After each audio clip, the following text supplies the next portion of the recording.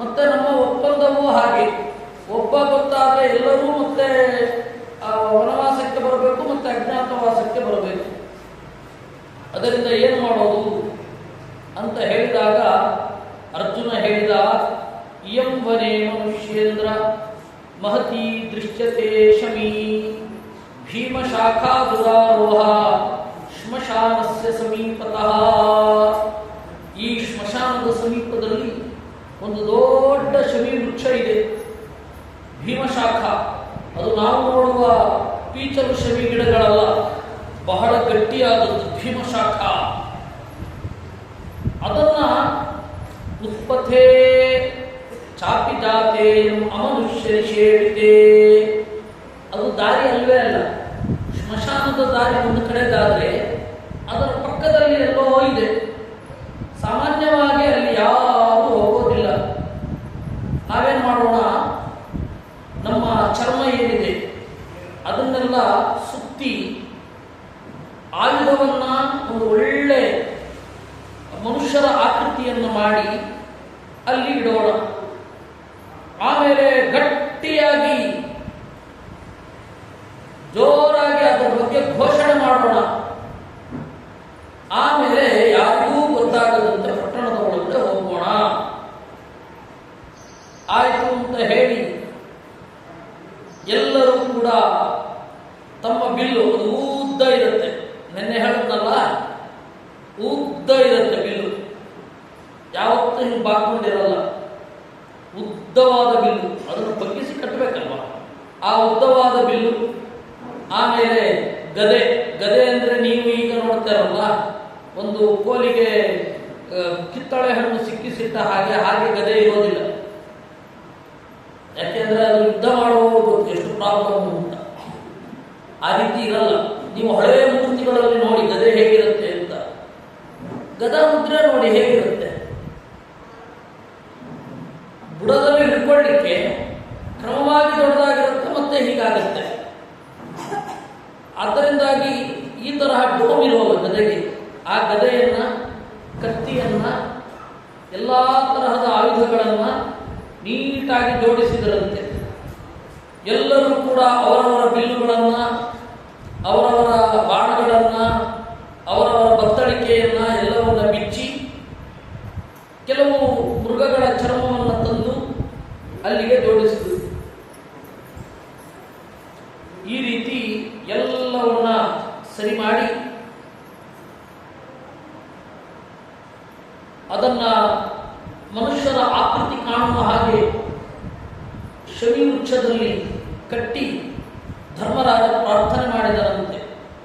ಬ್ರಹ್ಮಾಣಮಿಂದ್ರಂ ವರದಂ ಕುಬೇರಂ ವರುಣಾನಿಲೌ ರುದ್ರಂ ಯಮಂಚ ವಿಷ್ಣುಂಚ ಸೋಮಾರ್ಕೌ ಧರ್ಮಮೇವ ಚ.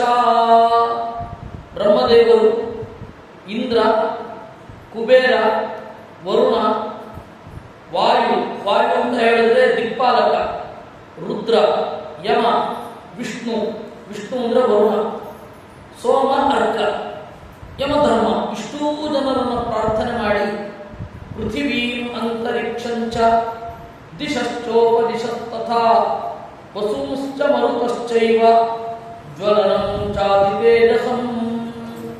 ಪೃಥ್ವಿಯ ಅಭಿಮಾನಿ, ಅಂತರಿಕ್ಷದ ಅಭಿಮಾನಿ ಗಣಪತಿ, ದಿಕ್ಕು ವಿದಿಕ್ಕುಗಳ ಅಭಿಮಾನಿಗಳು ವಸುಗಳು, ಮರುದೇವತೆಗಳು, ದಿವಾಚರ ರಾತ್ರಿ ಚರಾಣಿ ವಾಪಿ ಯಾನೀಹ ಭೂತಾನ್ಯನು ಕೀರ್ತಿತಾನಿ.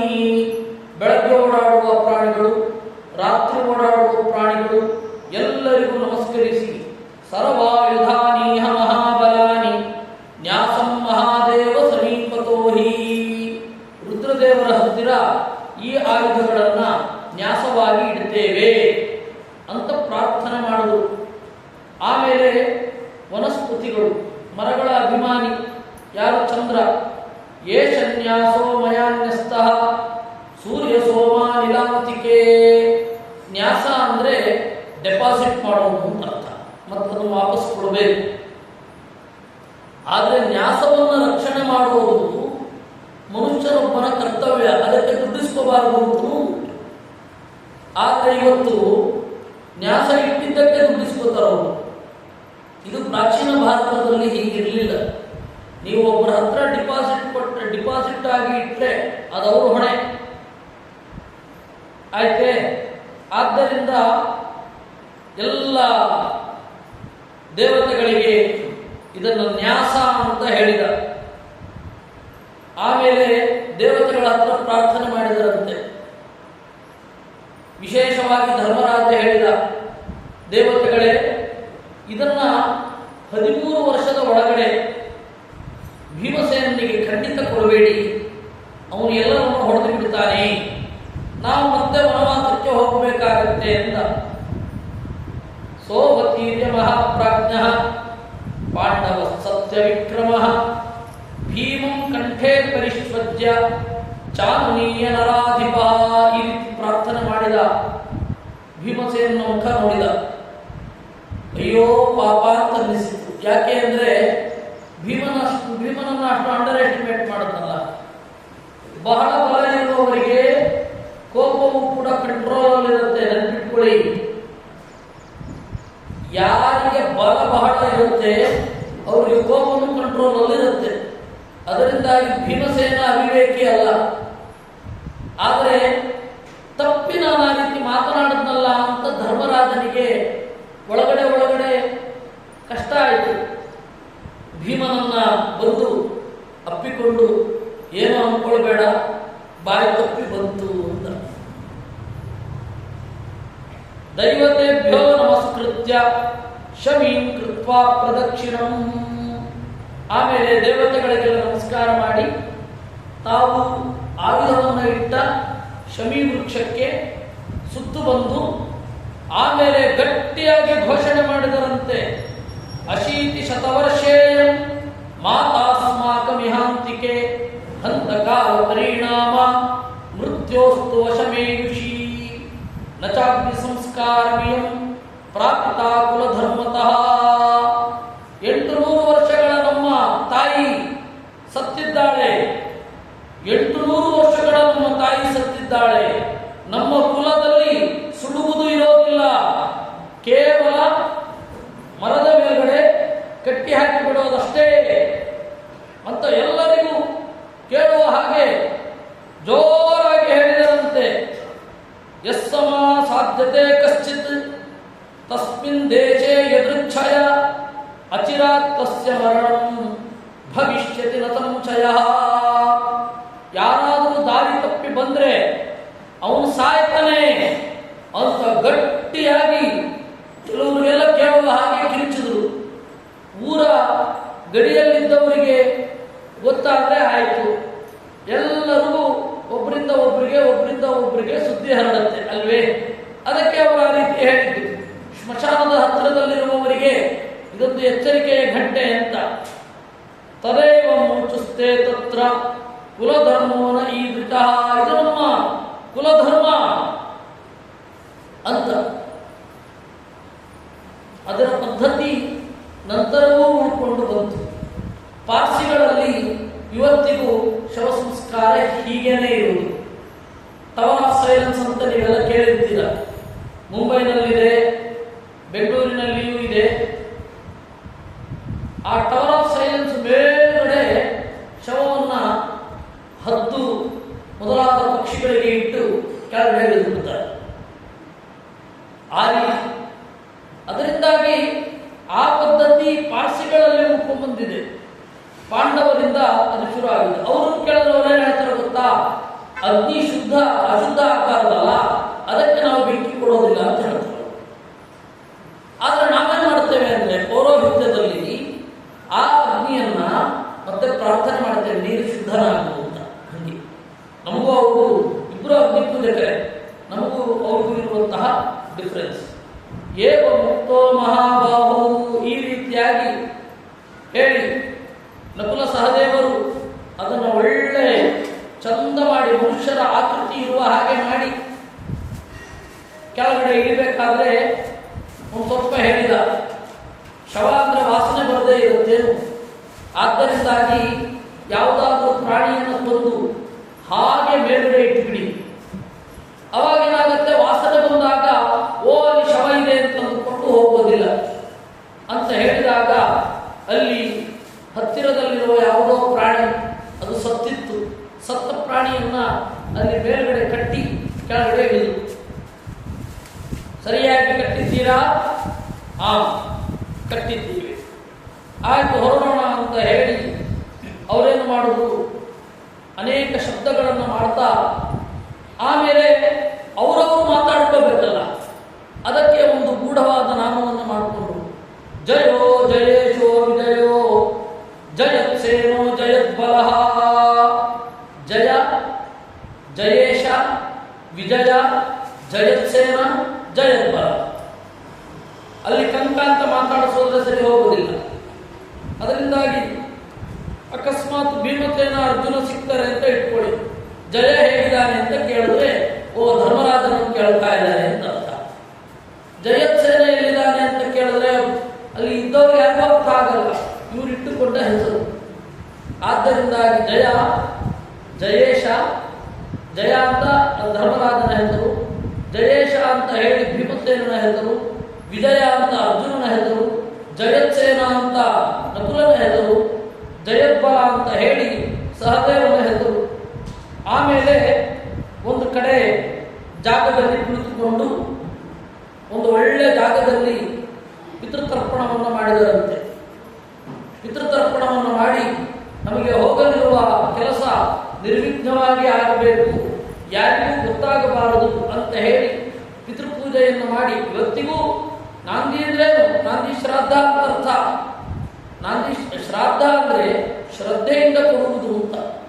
ಅದರಿಂದಾಗಿ ಪ್ರತಿಯೊಂದು ಕ್ರಿಯೆಯಲ್ಲಿಯೂ ಕೂಡ ನಾಂದಿ ಅನ್ನೋದು ಇಡೋದೆ. ಇದರಲ್ಲಿಯೂ ಕೂಡ ನಾಂದಿಯನ್ನು ಇಟ್ಟು ಮುಂದೆ ಹೋದರು.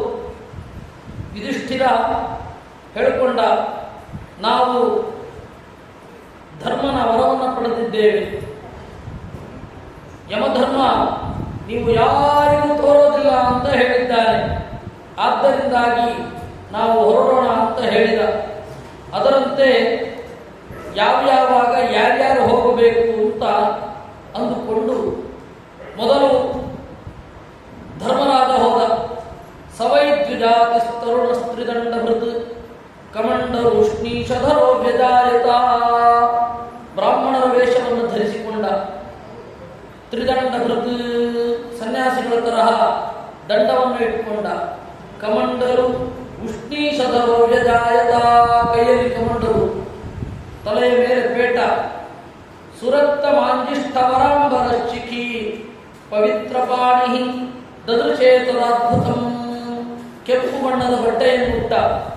ಪವಿತ್ರ ಪಾಣಿ, ದರ್ಭೆಯ ಕೂರ್ಚವನ್ನ ಬೆರಳಿಗೆ ಸಿಗಿಸಿಕೊಂಡ.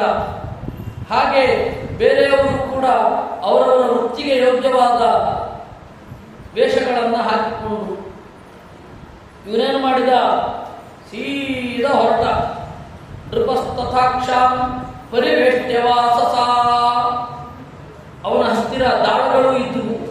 ಅದನ್ನು ಬಟ್ಟೆಯಲ್ಲಿ ಸುತ್ತಿಕೊಂಡು ಸೀದಾ ಸಭೆಯೆಡೆಗೆ ನಡೆದ.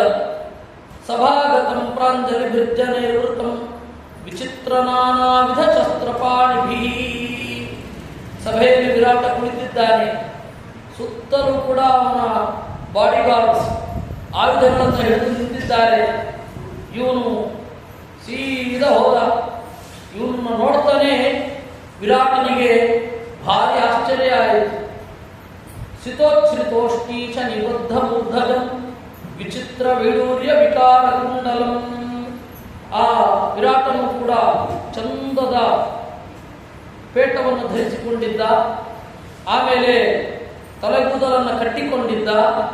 ವಿಚಿತ್ರ ವೈಡೂರ್ಯ ವಿಕಾರ ಕುಂಡಲಂ, ಚಂದದ ವೈಡೂರ್ಯದ ಕುಂಡಲವನ್ನು, ಕಿವಿಯೋಲೆಯನ್ನು ಹಾಕಿಕೊಂಡಿದ್ದ. ಅಂತಹ ವಿರಾಟನ ಬಳಿಗೆ ಹೋಗುವಾಗ ವಿರಾಟ ಧರ್ಮರಾಜನನ್ನು ನೋಡಿದ. ಗೋವಾ ವಿಜಾನಾತಿ ಪುರಸ್ಯ ಜಲಜನ ಯುವಾ ಸಭಾಮಿಯೋಯನು ಕೈತಿಮಾಮಿಕಾ. ಯಾರಿಗೂ ನನ್ನ ಸಭೆಗೆ ಬರ್ತಾ ಇರೋನು ನೋಡಿದ ಕೂಡಲೇ ಕಣ್ಣು ಕೀಳಲಾಗುವುದಿಲ್ಲ. ಅವನನ್ನ ಬೇರೆ ಕಡೆ ನೋಡ್ಲಿಕ್ಕಾಗಲ್ಲ. ಮೃಗೇಂದ್ರ ರಾಡ್ವಾರಣ ಯೂಥ ಕೋಪಮಃ, ಸಿಂಹದಂತೆ ನಡ್ಕೊಂಡು ಬರ್ತಾ ಇದ್ದಾನೆ. ಆನೆಯಂತಹ ಗಾಂಭೀರ್ಯ ಇದೆ. ಹಾಗಂತ ಹೇಳಿ ವೇಗವೂ ಇದೆ. ವಿರಾಜತೆ ಪಾವಕ ಸೂರ್ಯ ಸನ್ನಿಭ ಪ್ರತಿಬಿಂಬ, ಬೆಂಕಿಯ ಹಾಗೆ ಸೂರ್ಯನ ಹಾಗೆ ಕಂಗೊಳಿಸ್ತಾ ಇದ್ದಾನೆ. ಅವನ ರಾಜನ ತರಹ ನೋಡಬೇಕು ಅಂತ ಅನ್ನಿಸ್ತಾ ಇದೆ, ಆದರೆ ಅನುಚರ ಇಲ್ಲ. ಆದರೆ ನಡಿಗೆ ಮಾತ್ರ ರಾಜನ ಗತ್ತಿನಲ್ಲಿ ಇದೆ. ಯಾರಪ್ಪ ಇದು? ಯಾರಿದು? ಆಯುಧ ಇಲ್ಲ, ಆದರೆ ಬಲಿಷ್ಠನಾಗಿ ತೋರಿ ಬರ್ತಾ ಇದ್ದಾನೆ. ಕ್ಷಾತ್ರಂ ಹಿ ರೂಪಂ ಹಿ ವಿವರ್ತಯಂ ಮೃತಂ. ಒಳ್ಳೆ ಕ್ಷತ್ರಿಯ ರೂಪ, ಅಗಲವಾದ ಎದೆ, ಎತ್ತರದ ದೇಹ, ಮುಂದೆ ಬಂದ ಮೂಗು. ಧರ್ಮರಾಜ ಅವನ ಮೂಗು ಬಹಳ ಮುಂದೆ ಬಂದು ಇತ್ತು. ಮಹಾಘೋಣ ಅಂತ ಹೇಳ್ತಾರೆ, ಉದ್ದವಾದ ಮೂಗು, ಅಂತಹ ಬಲಾಢ್ಯವಾದ ಆಕೃತಿ. ಅವನು ಬರ್ತಾ ಇದ್ದಾನೆ. ಯಾರು? ಇವನು ಕ್ಷತ್ರಿಯನೇ ಇರಬೇಕು ಅಂತ. ಸಸಾಗರಾಂತ ಅಯಮಧ್ಯ ಮೇದಿನಿ ಪ್ರಶಾಸತಿ ಚಾರ್ಹತಿ ವಾತವೋಪಮಃ. ಇವನ ಒಂದು ಆಕೃತಿಯನ್ನ, ಇವನ ಒಂದು ವಾಕಿಂಗ್ ಸ್ಟೈಲನ್ನು ನೋಡ್ತಾ ಇದ್ರೆ ಇವನು ದೊಡ್ಡ ರಾಜ ಅಂತ ಅನಿಸುತ್ತೆ. ಏನು ಆಡ್ತಾನ, ಮನಸ್ಸಿನ ಒಂದು ಧೈರ್ಯ ಅಲ್ಲವಾ ಶರೀರದಲ್ಲಿ ಅಭಿವ್ಯಕ್ತ ಆಗೋದು. ಶರೀರದಲ್ಲಿ ಬಹಳ ಬಲ ಇರಬಹುದು, ಮನಸ್ಸಿನಲ್ಲಿ ಪುಕ್ಕಲನಾಗಿದ್ರೆ ಅವನು ಚೆನ್ನಾಗಿ ಕಾಣೋದಿಲ್ಲ. ಆದರೆ ಇವನು ಹಾಗಲ್ಲ, ಇವನ ಮನಸ್ಸು ಇವನ ದೇಹ ಒಂದಕ್ಕೊಂದು ಹೊಂದಿಕೊಂಡಿದೆ. ಸಿಂಹದಂತೆ ನಡ್ಕೊಂಡು ಬರ್ತಾ ಇದ್ದಾನೆ. ಯಾರಿದು? ದೂರದಲ್ಲಿ ಬರ್ತಾ ಇದ್ದಾನಲ್ಲ, ಅವನು ಒಳಗಡೆ ಬರಲಿಕ್ಕೆ ಹೋದರೆ ತರಡಿಬೇಡಿ, ಕಳಿಸಿಬಿಡಿ ಅಂತ. ಅವನು ಬರ್ತಾ ಇರಬೇಕಾದ್ರೆ ಆ ಧರ್ಮರಾಜನ ಛವಿ ಹೇಗಿತ್ತು ಅಂತಂದ್ರೆ, ಸಮುತ್ಥಿತ ಸಾಚ ಸಭಾತ ಪಾರ್ಥಿವ. ಎಲ್ಲರೂ ಎದ್ದು ನಿಂತ್ಬಿಟ್ರಂತೆ. ಎದುರುಗಡೆ ಇರೋನು ಯಾರು ಅಂತ ಗೊತ್ತಿಲ್ಲ, ಬರ್ತಾ ಇರೋನು ಯಾರು ಅಂತ ಗೊತ್ತಿಲ್ಲ. ಆದರೆ ಏನೋ ಒಂದು ಗೌರವ ಹೃದಯಕ್ಕೆ ಮೂಡಿತು. ದಡ್ಡ ಎದ್ದು ನಿಂತು ಸಭಾಗತಂ ಪ್ರೇಕ್ಷ ತಪಂತಮರ್ಚಿಷ. ರಾಹುವಿನ ಮುಖದಿಂದ ಹೊರಬಂದ ಸೂರ್ಯನ ತರಹ ಕಂಗೊಳಿಸ್ತಾ ಇದ್ದಾನೆ. ವಿರಾಟ ರಾಜ ಎದ್ದು ಅಭಿವಾದನೆ ಮಾಡಿಬಿಟ್ಟ. ಎಷ್ಟು ವರ್ಷ ಅವನಿಗೆ? 800 ವರ್ಷ. ಇವನಿಗೆ 80 ಕೂಡ ಆಗಿದೆ. ದಡ್ಡ ಎದ್ದು ನಿಂತ. ವಿರಾಟ ಪ್ರಾಪ್ತ ಕುತಸ್ತ್ವಂ ಭಗವನ್ ಕಿಮಿಚ್ಛಸಿ ವಯಾಸ್ಯಸೇ ಕಿಂ ಕರವಾಣಿತೆ ದ್ವಿಜ. ಎಲೈ ಬ್ರಾಹ್ಮಣನೇ, ಎಲ್ಲಿಗೆ ಹೊರಟಿದ್ದಿ? ಎಲ್ಲಿಂದ ಬರ್ತಾ ಇದ್ದಿ? ನಾನು ನಿಮಗೇನು ಮಾಡಬೇಕು? What can I do for you ಅಂತ ಕೇಳಿದ. ಅವನು ಬಂದಿರೋದು ಕೆಲಸ ಕೇಳಲಿಕ್ಕೆ. ಆದರೆ ಅವನು ಬರ್ತಾ ಇರೋ ಸ್ಟೈಲನ್ನು ನೋಡಿ ಇವ್ರಿಗೇನು ತಡ್ಕೊಳ್ಳಿಕ್ಕಾಗಲಿಲ್ಲ. ನಿನ್ನ ಗೋತ್ರವನ್ನು ತಿಳಿಬೇಕು ಅಂತ ಇದ್ದೇನೆ, ನಿನ್ನ ಕುಲವನ್ನು ತಿಳಿಬೇಕು ಅಂತ ಇದ್ದೇನೆ. ಯಥಾರೂಪಂ ಪ್ರಚರಾಮಿ ತ್ವಹಂ ನಚಾವಂತಾತ ಶುಭಾಭಿಭಾಷಿತ. ನಿನ್ನಂತಹ ಒಬ್ಬ ಬ್ರಾಹ್ಮಣನನ್ನು ನೋಡಿದರೆ ಸತ್ಕರಿಸದೇ ಇರಲಿಕ್ಕೆ ಸಾಧ್ಯವೇ ಇಲ್ಲ. ನನ್ನ ಇಡೀ ಭೂಮಿಯನ್ನು ನಿನಗೆ ಕೊಡಬಲ್ಲೆ, ಅಷ್ಟು ಗೌರವ ಕೊಡ್ತಾ ಇದೆ. ನೀನು ಯಾರು? ಇಲ್ಲಿ ಯಾಕೆ ಬಂದಿದ್ದೀಯಾ? ಹೇಳು ಮುಂದ. ಆಗ ಧರ್ಮರಾಜ ಆಢ್ಯತೆಯಿಂದ ಮಾತನಾಡಿದ. ಸತ್ಯಂ ವಚಕ್ವನ್ ವಿಹರ್ತು ಮುತ್ಸಹೇ ಯಥಾ ಪ್ರತಿಜ್ಞಂತು ಶೃಣುಷ್ವ ಪಾರ್ಥಿವ. ನಾನು ಸತ್ಯವನ್ನು ಪೂರ್ತಿಯಾಗಿ ಹೇಳೋದಿಲ್ಲ ಅಂತ ಅದು ಧೈರ್ಯ. ನಾನು ಏನು ಪ್ರತಿಜ್ಞೆ ಮಾಡಿದ್ದೇನೆ ಅದನ್ನು ಹೇಳ್ತೇನೆ, ಕೇಳು. ಸತ್ಯವನ್ನು ಪೂರ್ತಿಯಾಗಿ ನಾನು ಹೇಳೋಲ್ಲ. ಈ ತರ ಪ್ರತಿಜ್ಞೆ ಮಾಡಿ ಒಬ್ಬ ಇರಬಲ್ಲನ?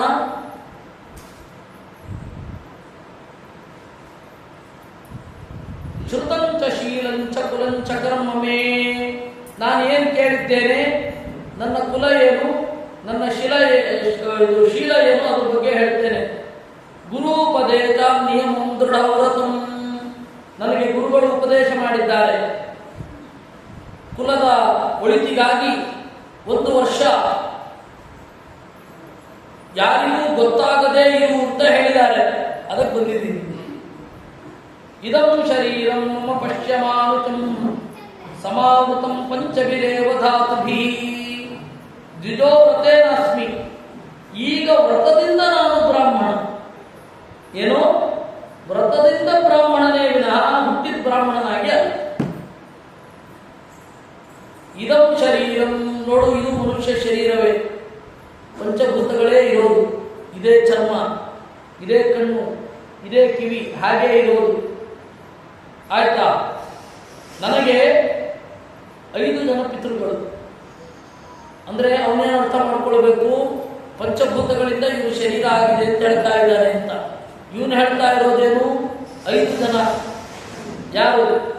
ಯಮಧರ್ಮ, ಭೀಮಸೇನ ಅಂದರೆ ಮುಖ್ಯ ಪ್ರಾಣ, ಆಮೇಲೆ ಇಂದ್ರ, ಆಮೇಲೆ ಅಶ್ವಿದೇವತೆಗಳಿದ್ರು. ಈ 5 ಜನ ನನ್ನ ಅಪ್ಪಂದಿರು ಅಂತ ಅವನು ಹೇಳಿದ್ದು. ಆದರೆ ಅವನು ಹೇಗೆ ಅರ್ಥ ಮಾಡಿಕೊಂಡದ್ದು? ಅವನು ಅರ್ಥ ಮಾಡಿಕೊಂಡದ್ದು ಬೇರೆ. ಹಾಗೆ ಆ ರೀತಿ ಅರ್ಥ ಮಾಡಿಕೊಳ್ಳಲಿ ಅಂತಲೇ ಹೇಳಿದ್ದು ಅಂತ ಇಟ್ಕೊಳ್ಳಿ.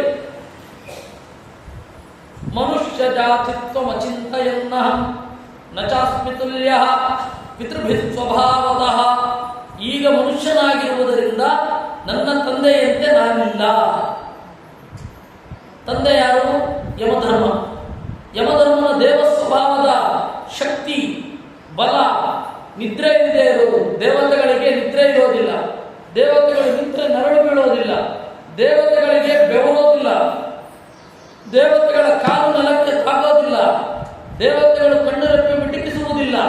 ಅದನ್ನೆಲ್ಲ ಮನಸ್ಸಲ್ಲಿಟ್ಕೊಂಡು ಹೇಳ್ತಾನೆ, ನಾನೀಗ ಮನುಷ್ಯ ಜಾತಿ ಆಗಿರೋದ್ರಿಂದ ನನ್ನ ಅಪ್ಪನಿಗೆ ನಾನು ಸಮ ಅಲ್ಲ. ಇದನ್ನ ಅವನಿಗೆ ಏನು ಅರ್ಥ ಆಗಬೇಕು ಹಾಗೆ ಅರ್ಥ ಆಗಲಿಲ್ಲ. ಆದರೆ ಸತ್ಯವನ್ನು ಹೇಳಿದಾಗ ಕಂಕೋ ಹಿನಾಂನ ವಿಷಯಂ ತವಾಗತಃ, ನಾನು ಕಂಕ ನಿನ್ನ ದೇಶಕ್ಕೆ ಬಂದಿದ್ದೇನೆ. ದ್ಯೂತ ಪ್ರಸಂಗಾತ್ಮನಗೋಸ್ಮಿರಾಜನ್ ಸತ್ಯ ಪ್ರತಿಜ್ಞಾ ಪ್ರತಿನಶ್ಚರಾಮಃ. ಜೂಜಿನ ಕಾರಣದಿಂದ ನಾನು ಕಾಡಿಗೆ ಬಂದಿದ್ದೇನೆ. ಸತ್ಯ ಪ್ರತಿಜ್ಞರು ಆದ್ದರಿಂದ ಯುಧಿಷ್ಠಿರಸ್ಯಾಪಿ ಸಖಾಭವಂ ಪುರಾ. ಪ್ರಸಿದ್ಧ ಜೂಜುಕೋರ ಯುಧಿಷ್ಠಿರನ ಉತ್ಕಟವಾದ ಗೆಳೆಯ ಅಲ್ವಾ? ನಾನು ನನಗಿಂತ ಇನ್ನೊಬ್ಬರನ್ನು ಪ್ರೀತಿಸಿಕೊಳ್ಳಿಕ್ಕೆ ಸಾಧ್ಯವೇ? ನಾನು ಇನ್ನೊಬ್ಬರನ್ನು ಪ್ರೀತಿಸೋದು ನನಗಾಗಿಯೇ ಅಲ್ಲವೇ? ಹೀಗಾಗಿ ನಾನೇ ನನ್ನ ಉತ್ಕಟವಾದ ಗೆಳೆಯ. ಆ ಕಾರಣದಿಂದ ನಾನು ಯುಧಿಷ್ಠಿರನ ಗೆಳೆಯ ಅಂದರೆ ಸುಳ್ಳಾಗಲಿಲ್ಲ ಅಂತ.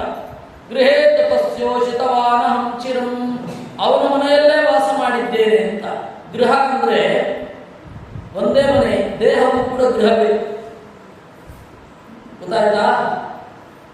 ಸೋರುತಿಹುದು ಮನೆಯ ಮಾಳಿಗೆ ಅಂತಾರಲ್ಲ, ಮನೆ ಅಂದರೆ ಶರೀರ. ಯಾರು ಹೇಳಿದ್ದು? ಕೃಷ್ಣ ಹೇಳಿದ್ದು. ಗೃಹಂ ಶರೀರಂ ಮಾನುಷ್ಯಂ ಅಂತ.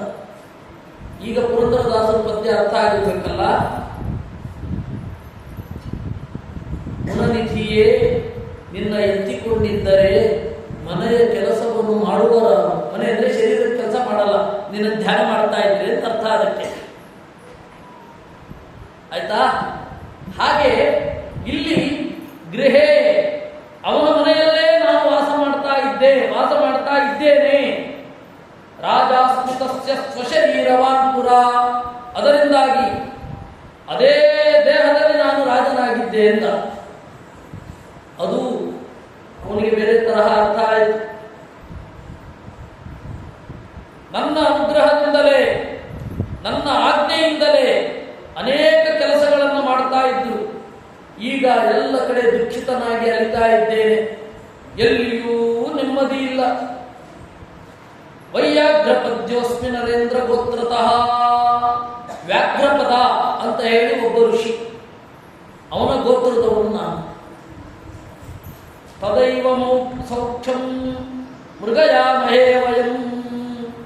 ಆದ್ದರಿಂದ ತಿರುಗ್ತಾ ಇದ್ದೀವಿ. ಈ ಮೋಕ್ಷಾಶ್ರಮ ನಾಮನ್ನು ಆಶ್ರಯಿಸಿದ್ದೇನೆ. ಮೋಕ್ಷಾಶ್ರಮ ಅಂದ್ರೇನು?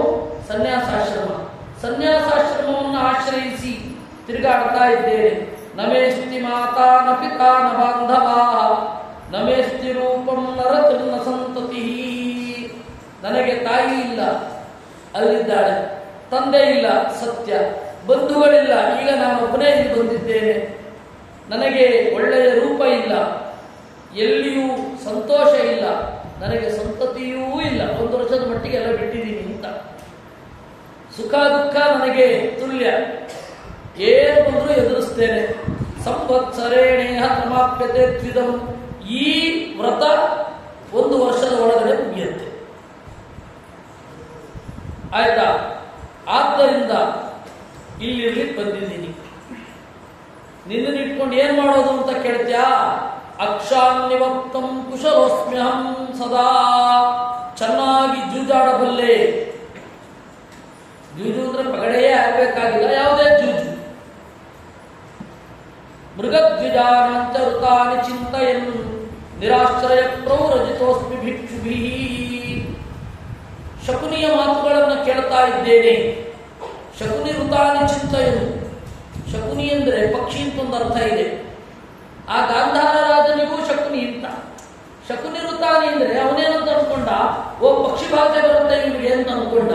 ಇವನು ಹೇಳಿದ್ದೇನು ಅಂದ್ರೆ ಶಕುನಿ ಆಡಿದ ಮಾತುಗಳನ್ನು ನೆನಪಿಸಿಕೊಡ್ತಾ ಇಲ್ಲಿದ್ದೇನೆ. ಶಕುನಿ ಏನು ಮಾತನಾಡಿದ್ದು? ಏ ಹೆಡ್ಡ, ಹುಂಬ, ಜೂಜಾಟಿ ಬರಲ್ಲ ನಿನಗೆ ಅಂತ ಹೇಳಿದ, ಅವಮಾನ ಮಾಡಿದ. ಅದನ್ನ ಚಿಂತನೆ ಮಾಡ್ತಾ, ಇಲ್ಲ ನನಗೆ ಜೂಜಾಟಿ ಬರುತ್ತೆ ಅಂತ ಹೇಳಿ ನಾನು ತೋರಿಸ್ಲಿಕ್ಕೆ ಬಂದಿದ್ದೀನಿ ಇಂದ. ಆ ರೀತಿ ಅರ್ಥ. ತೇ ನೈವ ಮುಕ್ತೇ ವಚನೇ ನರಾಧಿಪ. ಇಲ್ಲಿರ್ಲಿಕ್ಕೆ ಬಂದಿದ್ದೇನೆ ಅಂತ ಆರ್ಡರ್ ಮಾಡುತ್ತ ಕೆಲಸ ಕೊಡೋದು ಇವನು ಅವನು ಗೊತ್ತಾಗಲಿಲ್ಲ. ಅವನು ಹೇಳಿದ, ಆಯ್ತು ಪ್ರಸಾದಿ ಮತ್ಸ್ಯಾನ್ಯದಿ ಮನ್ಯತೆ ಭವಾನ್. ಅಯ್ಯೋ, ನಿಮಗೆ ಅಷ್ಟು ಚಿಕ್ಕ ಸಭಾಸದಾರನಾಗಿ ಚಿಕ್ಕ ಜಾಗ ಕೊಡೋದೇನು? ಬನ್ನಿ, ಸಿಂಹಾಸನ ಬಿಟ್ಕೊಡ್ತೇನೆ, ಸಿಂಹಾಸನದಲ್ಲಿ ಕೂತ್ಕೊಂಡ್ಬಿಡಿ, ನೀವೇ ದೇಶ ಆಳಿಯಿಂದ.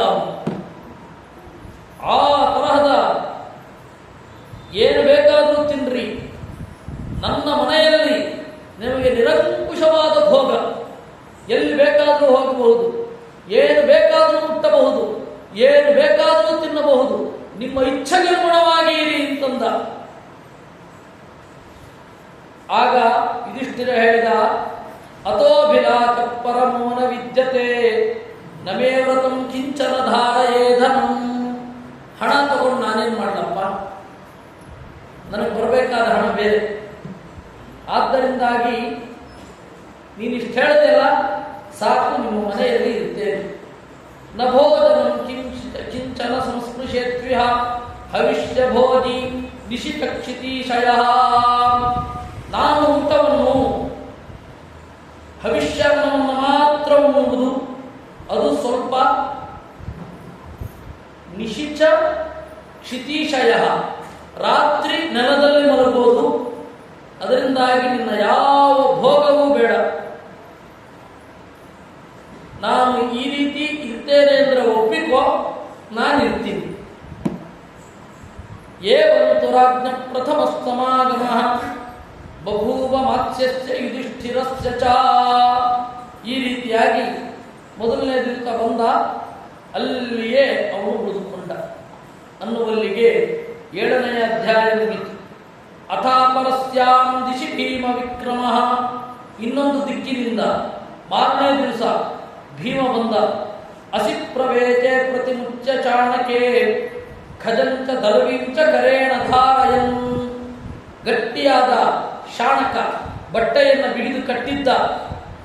ಆಮೇಲೆ ಅಲ್ಲಿ ತರಕಾರಿ ಕತ್ತರಿಸಲಿಕ್ಕೆ ಯೋಗ್ಯವಾದ ಉದ್ದುದ್ದದ ಚಾಕುಗಳನ್ನು ಇಟ್ಕೊಂಡಿದ್ದ.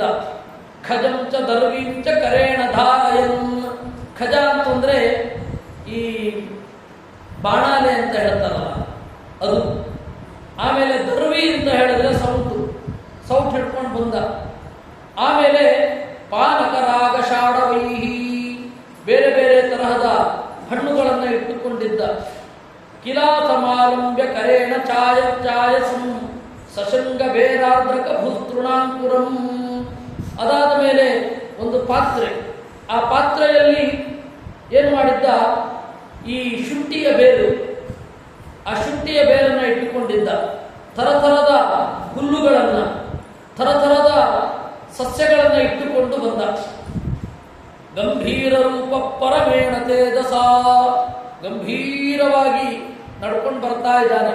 ಸುಕೃಷ್ಣವಾಸ ಗಿರಿರಾಜ ಸಾರವಾನ್, ಕಪ್ಪು ಮಡಿ, ಅಲ್ವಾ?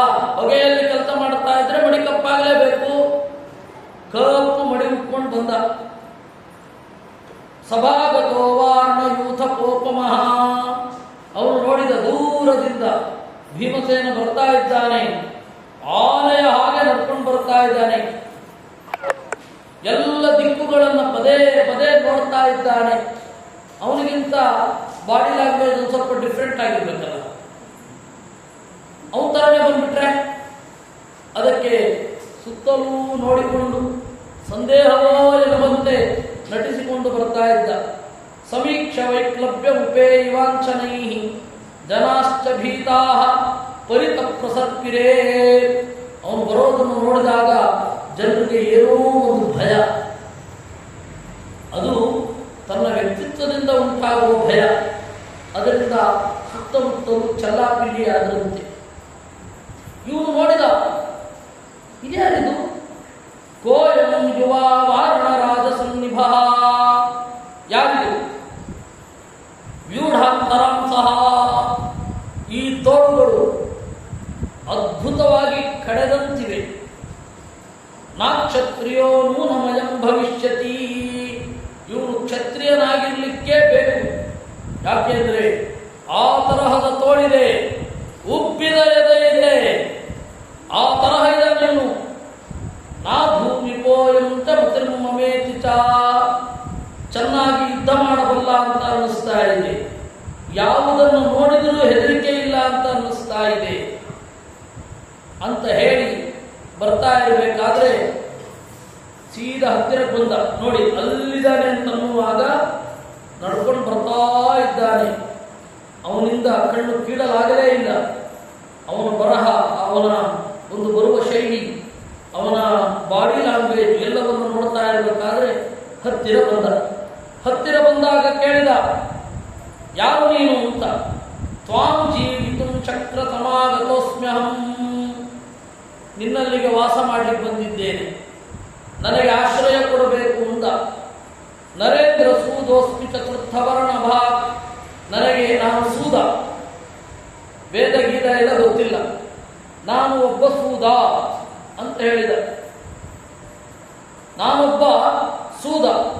ಮಾಂಸಾನ್ಯ ಕೂಪಾಂಶ್ಚ ಪಚಾಮಿ ಶೋಭನಾನ್ ಜಾನಾಮಿ ಸೂಪಾಂಶ್ಚ ರಸಾಂಶ್ಚ ಸಂಸ್ಕೃತಾನ್.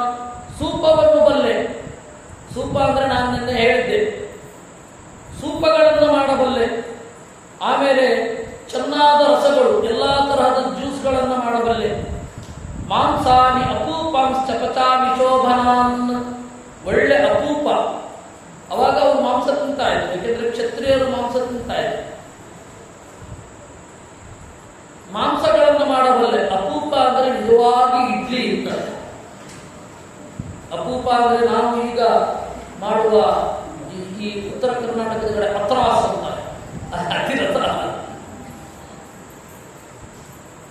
ಅಪೂಪ. ಚೆನ್ನಾಗಿರುವ ಇಡ್ಲಿಗಳನ್ನು ಮಾಡಬಲ್ಲೆ. ಅದು ಬಹಳ ಹಳೆಯದು ಇಡ್ಲಿ, ಇತ್ತೀಚೆಗಿನದ್ದೇನಲ್ಲ. ರಾಗ ಪ್ರಕಾರಾಂಶ ಬಹುನ್ ಫಲಾಶ್ರಯಾನ್. ಒಳ್ಳೊಳ್ಳೆಯ ಏನಂತಾರೆ, ಮೊಸರನ್ನ ತೆಗೆದು ಶ್ರೀಖಂಡ, ಶ್ರೀಖಂಡ ಮಾಡಬಲ್ಲೆ. ರಾಗ ಪ್ರಕಾರ. ಮಹಾನಸೇ ಮೇನ ಸಮೋಸ್ಮಿ ಸೂಪಕೃತ್. ಮಹಾನಸೆ, ಅಡುಗೆಯಲ್ಲಿ, ಅಡುಗೆಯ ಮನೆಯಲ್ಲಿ ನನ್ನಂತಹವನೊಬ್ಬ ಇಲ್ಲವೇ ಇಲ್ಲ. ಆಗ ಅವನು ಹೇಳಿದ, ನೀನೇನೋ ಹೇಳಿಕೊಂಡ್ರೆ ವೇದ ಬರೋದಿಲ್ಲ, ಅದಲ್ಲ ಇದಲ್ಲ, ನಾಲ್ಕನೇ ಅವನು ಅಂತ.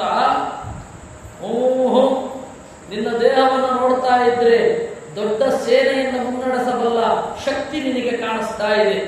ನೀನು ಹೇಳ್ಕೊಳ್ತಾ ಇರೋದೇ ಬೇರೆ, ನಿನ್ನ ದೇಹದಿಂದ ನಮಗೆ ಗೊತ್ತಾಗ್ತಾ ಇರೋದೇ ಬೇರೆ. ಅನೇಕ ಕರ್ಣಾಗ್ರಧರೋಧ್ವಜೀರಥಿ ಭವಾರ್ಯಮೇ ವಾರಣವಾಹಿನೀಪತಿ. ಹೇಳು,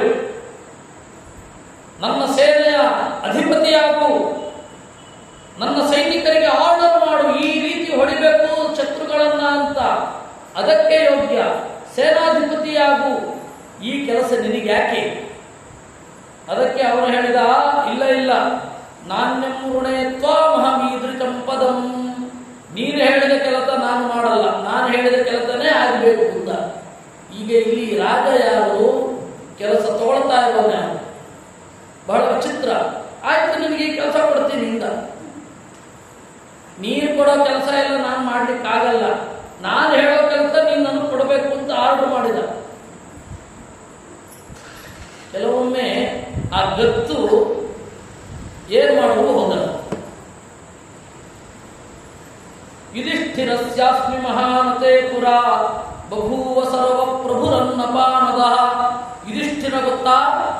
ಆ ಯುಧಿಷ್ಠಿರನ ಮನೆಯಲ್ಲಿ ಅಡುಗೆ ಮಾಡ್ತಾ ಇದ್ದೆ ನಾನು.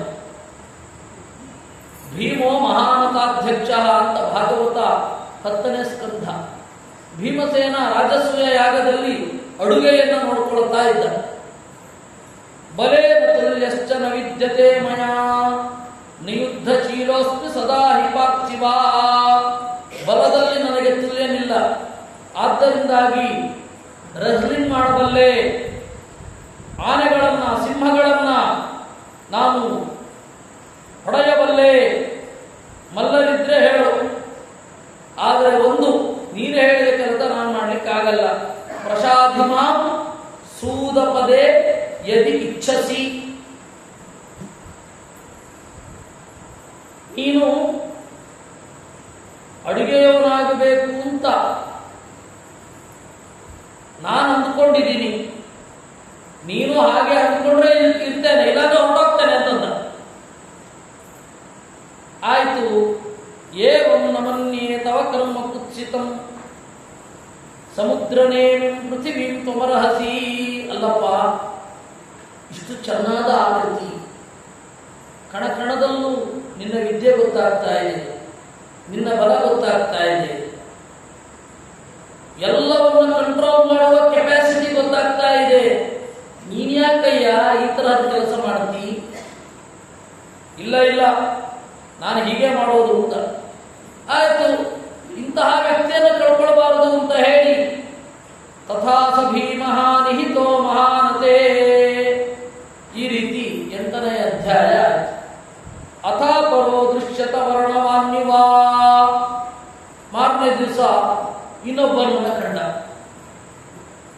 ಪ್ರವಾಳ ಚಿತ್ರೇ ಪ್ರವಿಮುಚ್ಯ ಕುಂಡಲೇ. ಹೆಣ್ಣಿನ ಹಾಗೆ ವೇಷ ಹಾಕಿಕೊಂಡಿದ್ದ, ಕಿವಿಗೆ ಉದ್ದವಾದ ಓಲೆ. ಉಭೇತ ಕಂಬೂ ಪರಿಪಾತುಕೆ ಯಥಾ. ಮೊಣಕೈನಿಂದ ಹಿಡಿದು ಈ ದೃಷ್ಟಿನವರೆಗೆ ಬಳೆಗಳು. ಶರೀರವಾನ್ ಕೃಷ್ಣೇ ಚ ರಕ್ತೇ ಚ ನಿಬದ್ಧವಾಸಸಿ. ಅವನ ಕೆಳಗಡೆಗೆ ಕಪ್ಪು ಬಟ್ಟೆ, ಮೇಲ್ಗಡೆಗೆ ಕೆಂಪು ಬಟ್ಟೆ ಹಾಕಿಕೊಂಡಿದ್ದ. ಬಹುಶ್ಚ ದೀರ್ಘಾಶ್ಚ ವಿಕೀರ್ಯ ಮೂರ್ಧಜಾನ್ ಮಹಾಭುಜೋ ಮತ್ತ ಗಜೇಂದ್ರ ವಿಕ್ರಮ. ಉದ್ದೋದ್ದವಾದ ತನ್ನ ಕೂದಲನ್ನ ಹೆಗಲ ಮೇಲೆ ಹಾಕಿಕೊಂಡಿದ್ದ. ಕ್ಲೈವ್ಯೇಣ ವೇಷೇಣ ನಭಾತಿ ಭಾತಿ ಚ ಮಹಾಭಿಪನ್ನೋ ಗ್ರಹಾಭಿಪನ್ನೋ ನಭತೀವ ಚಂದ್ರಮಾ. ನಪುಂಸಕರ ವೇಷ ನೋಡಿದ್ರೆ ಚೆನ್ನಾಗಿದೆ, ಆದರೆ ಪೂರ್ತಿ ನೋಡಿದ್ರೆ ಕಷ್ಟ ಆಗುತ್ತೆ. ಆ ತರಹದ್ದಿದ್ದ ಅವನು. ಇವನು ಯಾರು ನೋಡ್ಲಿಕ್ಕೆ ಆಗ್ತಾ ಇಲ್ಲ, ಆದ್ರೂ ನೋಡ್ಬೇಕು ಅಂತ ಅನ್ನಿಸ್ತಾ ಇದೆ. ಇದು ಏನು ವಿಚಿತ್ರ ಇದು ಅಂತ ಅಂದುಕೊಂಡ. ಹಾಗೆ ಬರ್ತಾ ಇರುವಾಗ ಸಭಾಂ ಅತಿಕ್ರಮ್ಯ ಸವಾಸವೋಪಮಃ ಬಂದ. ಬೃಹನ್ನಳಾಹಂ ತವ ನರದೇವ ನರ್ತಕಿ. ನನ್ನ ಹೆಸರು ಬೃಹನ್ನಳ ಅಂತ, ನಾನು ಡ್ಯಾನ್ಸ್ ಕಲಿಸುವವಳು. ವೇಣೀಂ ಪ್ರಕುರ್ಯಾಂ ರುಚಿರೇತ ಕುಂಡಲೇ. ಎಲ್ಲರಿಗೂ ಥರಥರದ ಕೇಶವನ್ನ ಅಲಂಕಾರ ಮಾಡುತ್ತೇನೆ, ಬೇರೆ ಬೇರೆ ತರಹದ ಜಡೆಗಳನ್ನು ಹೆಣೆಯುತ್ತೇನೆ. ತಥಾ ಸ್ರಜ ಪ್ರಾವರಣಾನಿ ಸಂಹರೇ. ಸ್ರಜ ಚಂದದ ಮಾಲೆಯನ್ನು ಹೆಣೆಯುತ್ತೇನೆ. ಪ್ರಾವರಣಾನಿ ಸಂಹರೇ, ಬಟ್ಟೆಯ ಮೇಲೆ ಡಿಸೈನ್ ಮಾಡೋದು, ಅದನ್ನು ನಾನು ಮಾಡಬಲ್ಲೆ. ಕ್ಲೀಬೇಷು ಬಾಲೇಷು ಜನೇಷು ನರ್ತನೆ ಶಿಕ್ಷಾ ಪ್ರದಾನೇಷು ಚ ಯೋಗ್ಯತಾ ಮಮ. ಪುಟ್ಟ ಹುಡುಗರಿಗೆ ಹುಡುಗಿಯರಿಗೆ ನರ್ತನ ಮಾಡಿಸ್ತೇನೆ. ಆಯ್ತಾ? ನಾನು ಬಹಳ ಜಾಣ ಕಲೆಯಲ್ಲಿ, ಚಿತ್ರ ಬಿಡಿಸುವುದು ಮೊದಲಾದವುಗಳಲ್ಲಿ. ವಿರಾಟನಿಗೆ ಮನಸ್ಸಮಾಧಾನ ಆಗಲಿಲ್ಲ. ಅವನು ಹೇಳ್ತಾನೆ, ನಾರ್ಹಸ್ತುವೆ ತೋಯ ಮೂರ್ಜಿತಸ್ಥೆ. ಎಂತಹ ಬಾಡಿ, ಲ್ಯಾಂಗ್ವೇಜ್ ಮಾತ್ರ ಸರಿ ಇಲ್ಲ, ಬಾಡಿ ಅಂತ. ಅದ್ಭುತವಾದ ಶರೀರ, ನಿನ್ನನ್ನು ನೋಡಿದ್ರೆ ದೊಡ್ಡ ವೀರ ಅಂತ ಅನ್ನಿಸುತ್ತೆ. ಆ ನಡಿಗೆ ಗತ್ತನ್ನ ನೋಡಿದ್ರೆ ನನಗನ್ನಿಸ್ತಾ ಇದೆ. ಆದರೆ ನಿನ್ನ ಶರೀರಕ್ಕೂ ನೀನು ಮಾಡೋ ಕೆಲಸಕ್ಕೂ ಒಂದಕ್ಕೊಂದಕ್ಕೆ ಸಂಬಂಧ ಇಲ್ಲ. ವಿಭಾತಿ ಭಾನೋರಿವ ರಶ್ಮಿ ಮಾಲಿನೋ ಘನಾವರುದ್ಧೆ ಗಗನೆ ಘನೈರಿವ. ನಿನ್ನ ಹೆಂಗಾಗ್ತಾ ಇದೆ ಗೊತ್ತಾ? ಮೋಡ ಇದೆ, ಮೋಡದ ಹೊರಗೆ ಸೂರ್ಯ ಬರ್ತಾನೆ, ಮತ್ತೆ ಮೋಡದಿಂದ ಹೊರಗಡೆ ಬರ್ತಾನೆ, ಮತ್ತೆ ಮೋಡ ಅವನನ್ನು ಮರೆ ಮಾಡುತ್ತೆ. ಆ ರೀತಿ ಒಮ್ಮೆ ನಿನ್ನನ್ನು ನೋಡಿದ್ರೆ ಓಹ್ ಅಂತ ಗೌರವ ಮೂಡುತ್ತೆ. ಇನ್ನೊಮ್ಮೆ ನೋಡುವಾಗ ಯಾರಿದು, ಏನ್ ಕೆಲಸ ಮಾಡ್ತಾ ಇದ್ದಾನೆ ಅಂತ ಅನ್ಸತ್ತೆ. ಅಸಹ್ಯ ಮತ್ತು ಪ್ರೀತಿ ಒಟ್ಟೊಟ್ಟಿಗೆ ಬರುತ್ತೆ ನಿನ್ನ ನೋಡಿದ್ರೆ. ಪುತ್ರೇಣ ತುಲ್ಯೋ ಭವ ಮೇ ಬೃಹನ್ನಳೆ ವೃದ್ಧೋಸ್ಮಿ ವಿತ್ತಂ ಪ್ರತಿಪಾದಯಾಮಿತೆ. ನನ್ನ ಮಗನ್ ತರ ಇದ್ಬಿಡು, ಪುಕ್ಕಟೆಯಾಗಿ ಹಣ ಕೊಡ್ತೇನೆ, ಯಾಕಿಂತ ಕೆಲಸ ಎಲ್ಲ ಮಾಡ್ತೀನಿ. ತ್ವಂ ರಕ್ಷಮೇ ತರ್ವಮಿದಂ ಪುರಂ ಪ್ರಭೋ ನಷಂಡತಾಂ ಕಾಂಚನ ಲಕ್ಷಯಾಮಿತೆ. ನಿನಗ್ಯಾಕೆ ನಗರ ರಕ್ಷಕನಾಗು, ಬಾರ್ಡರ್ ಸೆಕ್ಯೂರಿಟಿ ಫೋರ್ಸ್ನ ಅಧ್ಯಕ್ಷನಾಗು, ನಗರ ರಕ್ಷಣೆ ಮಾಡು, ಯಾಕೆ ಹೀಗೆ ಮಾಡ್ತಿ ಅಂತ ಹೇಳಿದಾಗ ಅವನು ಹೇಳಿದ, ಇಲ್ಲ ಇಲ್ಲ, ನಾನು ಹೀಗೆ ಇರೋನು ಅಂತ. ಅವನನ್ನು ಪರೀಕ್ಷೆ ಮಾಡಲಿಕ್ಕೆ ಇನ್ನಷ್ಟು ಪರೀಕ್ಷೆ ಮಾಡಿದ. ಕೆಲವರೆಲ್ಲ ಬಂದು ಬಿಲ್ಲನ್ನು ಅಲ್ಲೇ ಇಟ್ಟರು, ಒಂದು ಚೂರು ಆಚೆ ತಿರುಗಿ ನೋಡಿಲ್ಲ. ಟ್ರ್ಯಾಪ್ ಅಂತಾರಲ್ಲ, ಅದರಿಂದ ಆಚೆ ಹೋದ. ನೋಡಲಿಲ್ಲ ಬಿಲ್ಲನ್ನ. ಯಾಕೆಂದ್ರೆ ನೋಡಿದರೆ ಗೊತ್ತಾಗುತ್ತೆ, ನಾನು ಬಿಲ್ಲನ್ನು ನೋಡುವ ರೀತಿಯಲ್ಲಿಯೇ ಗೊತ್ತಾಗ್ಬಿಡುತ್ತೆ ಅಲ್ವಾ.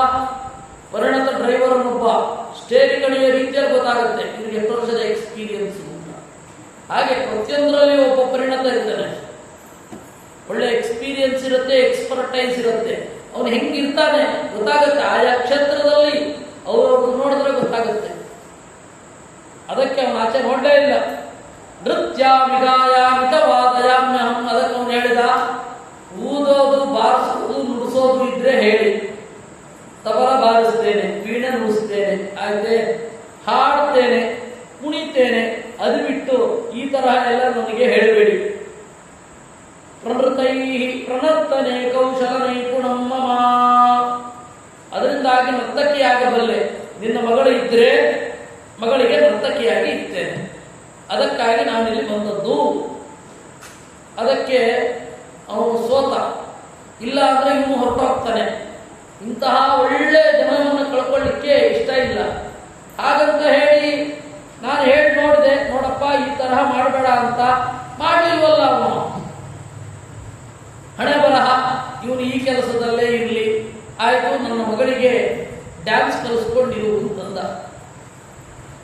ಆಮೇಲೆ ತಥೋ ವಿರಾಟ ಸ್ವಯಂ ಆಹ್ವಯತ್ಸುತಾಂ. ತಾನೇ ಕರೆದ ಸಭೆಗೆ. ಉತ್ತರ ಅಂದ್ರೆ ಕಡೆಯ ಮಗಳು ಅಂತ ಅರ್ಥ. ಉತ್ತರ ಅದೇ ಅರ್ಥ, ಕಡೆಯ ಮಗ. ಅವನ ನಿಜವಾದ ಹೆಸರು ಭೂಮಿಂಜಯ ಅಂತ. ಸರಿ, ಬಂದ ಮೇಲೆ ಹೇಳಿದ, ನೋಡು ಇವಳು ನಿನಗೆ ಪಾಠ ಹೇಳಿಕೊಡ್ತಾಳೆ, ನರ್ತನದ ಪಾಠ. ನೀನು ಯಾವ ಬಗೆಯ ಆಹಾರ ತಗೊಳ್ತೀಯೋ ಅದೇ ಬಗೆಯ ಆಹಾರ ಇವನಿಗಿರ್ಬೇಕು. ಇವಳು ಯಾವ ಕೆಲಸಕ್ಕೂ ಯೋಗ್ಯಳಲ್ಲ.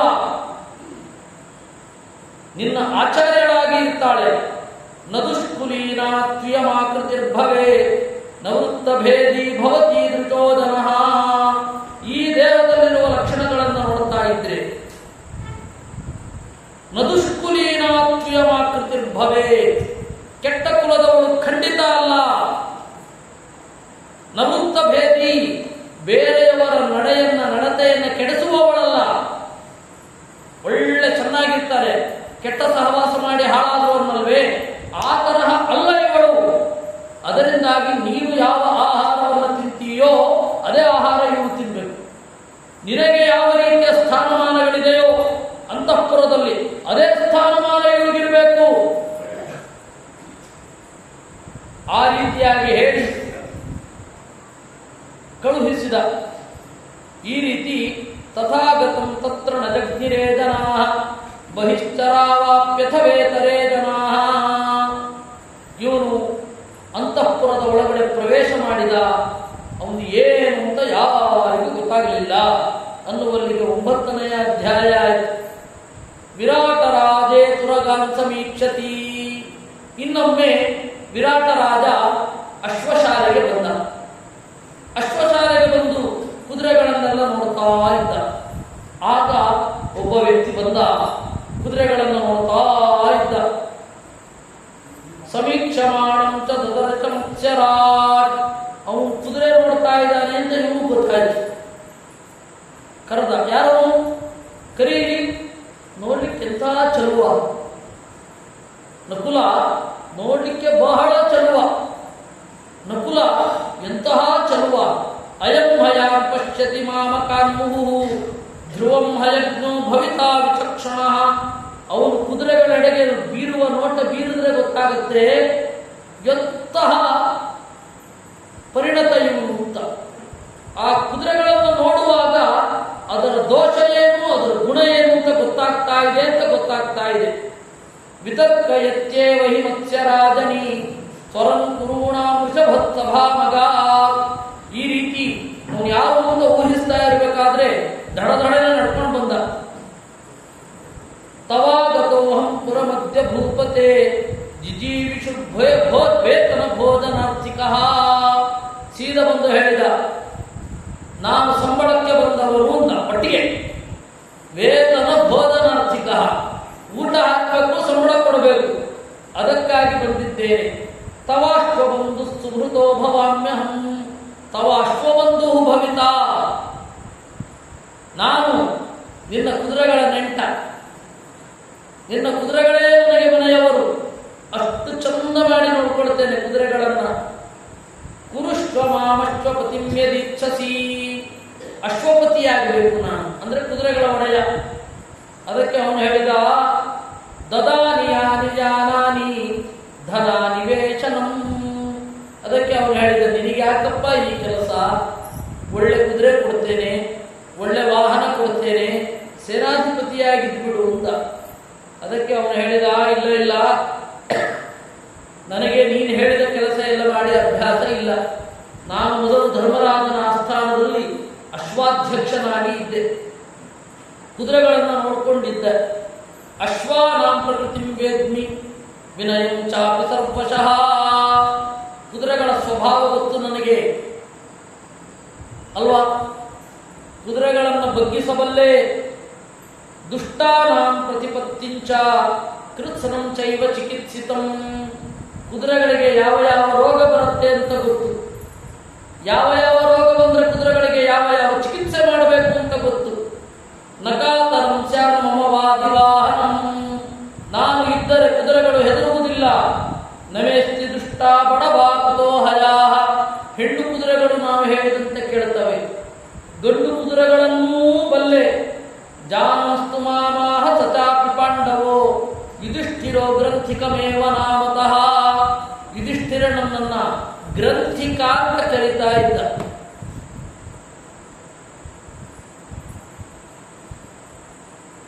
ಇಂದ್ರನಿಗೆ ಮಾತಲಿ ಇದ್ದ ಹಾಗೆ, ದಶರಥನಿಗೆ ಸುಮಂತ್ರ ಇದ್ದ ಹಾಗೆ,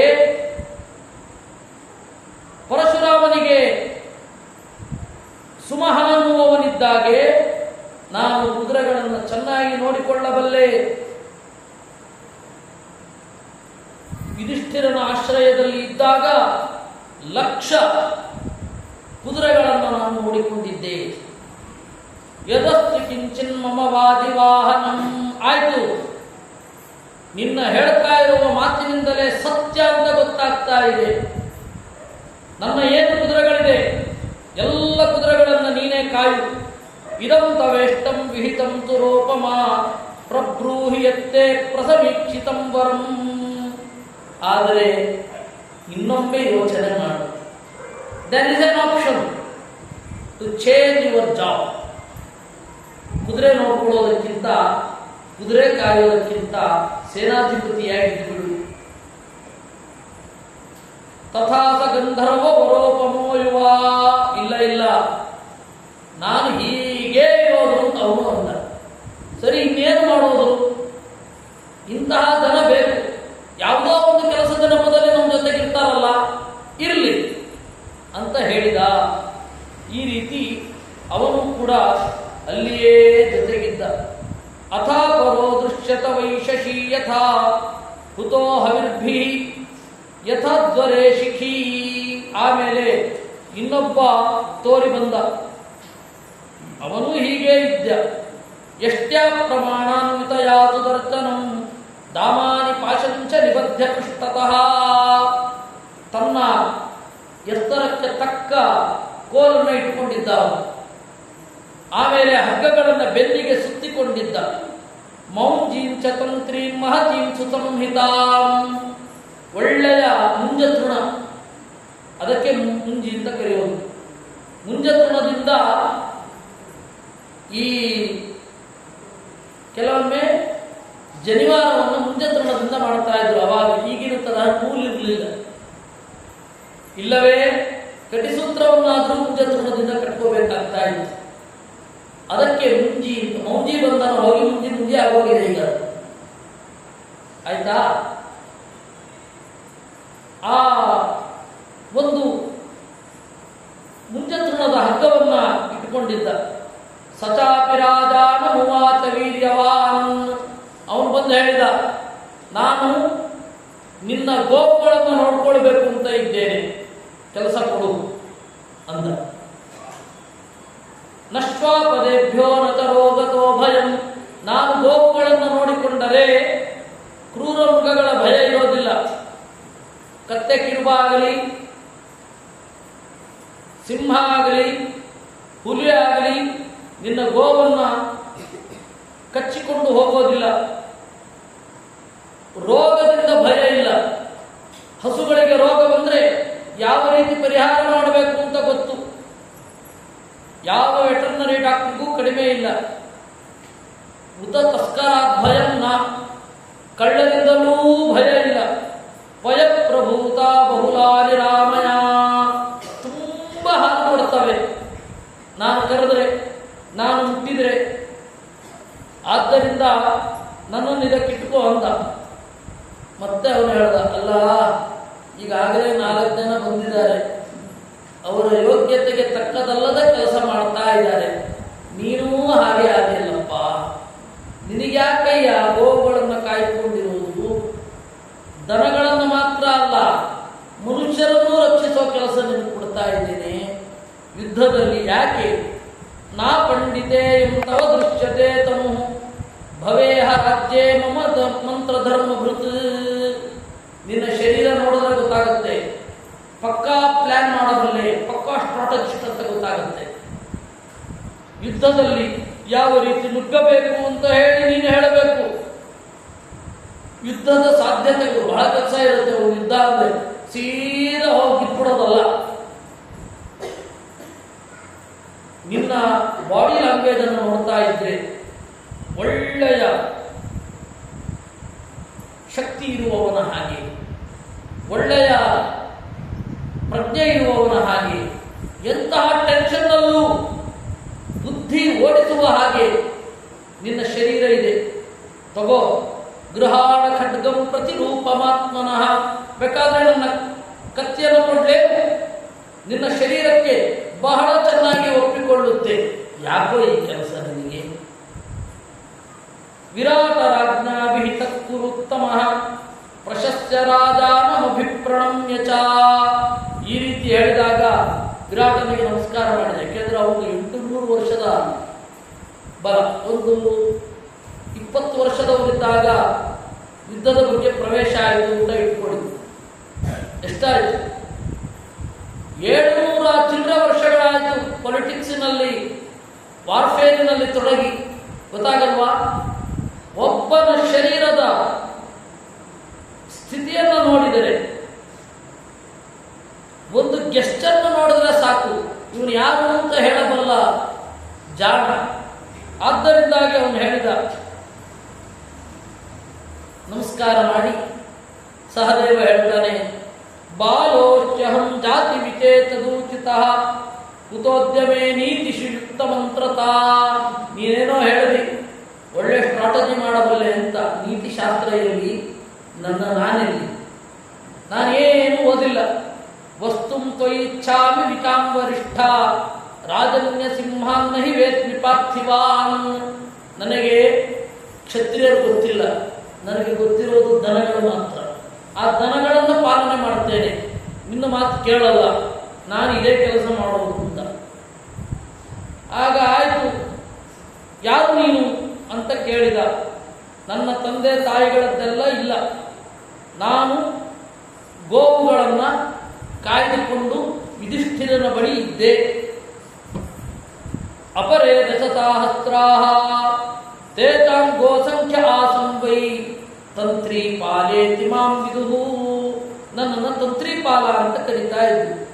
ಭೂತ, ಭವ್ಯ, ಭವಿಷ್ಯತ್ ಎಲ್ಲವೂ ಕೂಡ ಗೋವುಗಳದ್ದು ನೋಡಿದ್ರೆ ಗೊತ್ತಾಗುತ್ತೆ. ಒಂದು ಗೋವನ್ನು ನೋಡಿದರೆ ಅದರ ಹಿಂದೆ ಮುಂದೆ ಆಚೆ ಈಚೆ ಮೇಲೆ ಕೆಳಗೆ ಎಲ್ಲವನ್ನು ಬಲ್ಲೆ. ನಮೇಶ್ಚ ವಿದಿತಂ ಕಿಂಚಿತ್ ಸಮಂತಾತ್ ದಶಯೋಜನಂ. ನನಗೆ ಎಲ್ಲವೂ ಗೊತ್ತಾಗತ್ತೆ. ಗುಣಾಸ್ತು ವಿದಿತಾಹ್ಯಾಸನ್ ಮಯಾ ತಸ್ಯ ಮಹಾತ್ಮನಃ. ನನಗೆ ಗೊತ್ತಿದೆ ಗೋವುಗಳ ಬಗ್ಗೆ, ಆಯ್ತಾ? ನನಗೆ ಋಷಭಾನಪಿ ಜಾನಾಮಿ ರಾಜನ್ ಪೂಜಿತ ಲಕ್ಷಣಾನ್. ಒಳ್ಳೆಯ ಎತ್ತುಗಳು ಗೊತ್ತು, ಯಾವ ರೀತಿಯ ಎತ್ತುಗಳು ಯಾವ ರೀತಿಯ ಒಂದು ಹಸುಗಳೊಡನೆ ಕೂಡಿದರೆ ಯಾವ ರೀತಿಯ ಕರು ಆಗುತ್ತೆ ಅಂತ ಗೊತ್ತು. ನನಗೆ ಆ ಜೆನೆಟಿಕಲ್ ಟೆಕ್ನಿಕ್ಕು ಗೊತ್ತು. ಒಂದು ರೀತಿ ಫಿಲಾಂಥ್ರಾಪಿಸ್ಟ್ ಅಂತ ಇಟ್ಕೊಳ್ಳಿ. ಆದ್ದರಿಂದ ನಾನು ಜೆನೆಟಿಕಲ್ ಸೈನ್ಸ್ ಅನ್ನು ಬಲ್ಲವ ಅಂತವನನ್ನ ಗೋವಿಗೆ ಕೊಡೋದು ಬಿಟ್ಟು ಬೇರೆ ಕೆಲಸ ಹೇಳಿದ್ರೆ ನನಗೆಲ್ಲ ಗೊತ್ತಾಗಬೇಕು ಅಂತ. ಅದು ಏನಾದರೂ ಮಾಡ್ತಾ ಇದ್ರೆ ಇವತ್ತೆ ಯಾರಿಗೇನು ಗೊತ್ತಿರಲ್ವೋ ಅವರು ಅದೇ ಮಂದಿಗಳಾಗಿರ್ತಾರೆ ಅಲ್ವೇ? ಮತ್ಸ್ಯಾಧಿಪೋ ಹರ್ಷ ಕುಲೇನ ಚೇತತ ಮಾತೃಸುತಂ ಪಾಂಡವಮಭ್ಯಭಾಚತ. ಆದರೂ ಹೇಳಿದ, ನೋಡಪ್ಪ, ನಿನಗೆ ನಾನೇನು ಹೇಳಿ, ನಿಮಗೆ ಯೋಗ್ಯವಾದ ಕೆಲಸ ಅಲ್ಲ ಅಂತ ಅಷ್ಟೇ ಹೇಳ್ತೇನೆ. ಇಲ್ಲೋ ನಾನು ಅದೇ ಕೆಲಸ ಮಾಡ್ತೀನಿ ಅಂದ್ರೆ ನಮ್ಮ ಕೈಲಿ ಏನು ಮಾಡಲಿಕ್ಕಾಗತ್ತೆ? ಆಯ್ತು ಮಾಡು ಅಂದ. ತತ ಕೃಷ್ಣ ಸುಕೇಶಿ ಸಾ ದರ್ಶನೀಯ ಶುಚಿಸ್ಮಿತಾ. ಆಮೇಲೆ ದ್ರೌಪದಿ ವೇಣೀಕೇಶಾನ್ ಸಂಕ್ಷಿಪ್ಯ ಪೀನವೃತ್ತ ಕುಚಾಶುಭಾಂ. ತನ್ನ ಜಡೆಯನ್ನ, ಉದ್ದವಾದ ಜಡೆಯನ್ನ ಹಾಕಿಕೊಂಡು ಬಂದಂತೆ. ನೀವೆಲ್ಲ ಏನು ಕೇಳಿದ್ದೀರಾ? ಇಡೀ ವನವಾಸದಲ್ಲಿ ಮತ್ತೆ ಅಜ್ಞಾತವಾಸದಲ್ಲಿ ದ್ರೌಪದಿ ಜಡೆಯನ್ನೇ ಹಾಕಿಕೊಂಡಿರಲಿಲ್ಲ ಅಲ್ವಾ? ಅದು ಮೂಲ ಭಾರತದಲ್ಲಿ ಇಲ್ಲ ಮಾರಾಯ.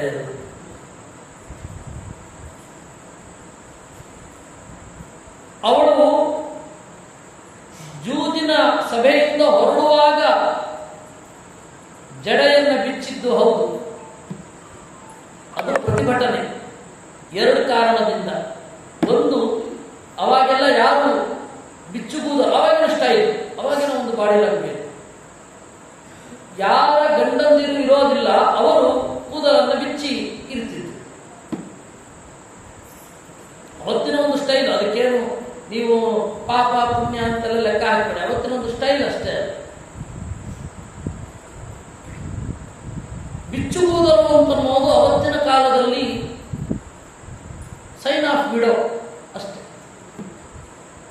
That was. ಒಂದೊಂದು ಕಾಲದಲ್ಲಿ ಒಂದೊಂದು ಲ್ಯಾಂಗ್ವೇಜ್ ಇರುತ್ತೆ, ಅದೆಲ್ಲ ಬದಲಾಗ್ತಾ ಹೋಗುತ್ತೆ. ಅದು ನಿರಂತರವಾಗಿರಲ್ಲ. ಅದು ಪುಣ್ಯವೂ ಅಲ್ಲ ಪಾಪವೂ ಅಲ್ಲ, ನೆನಪಿಟ್ಕೊಳ್ಳಿ.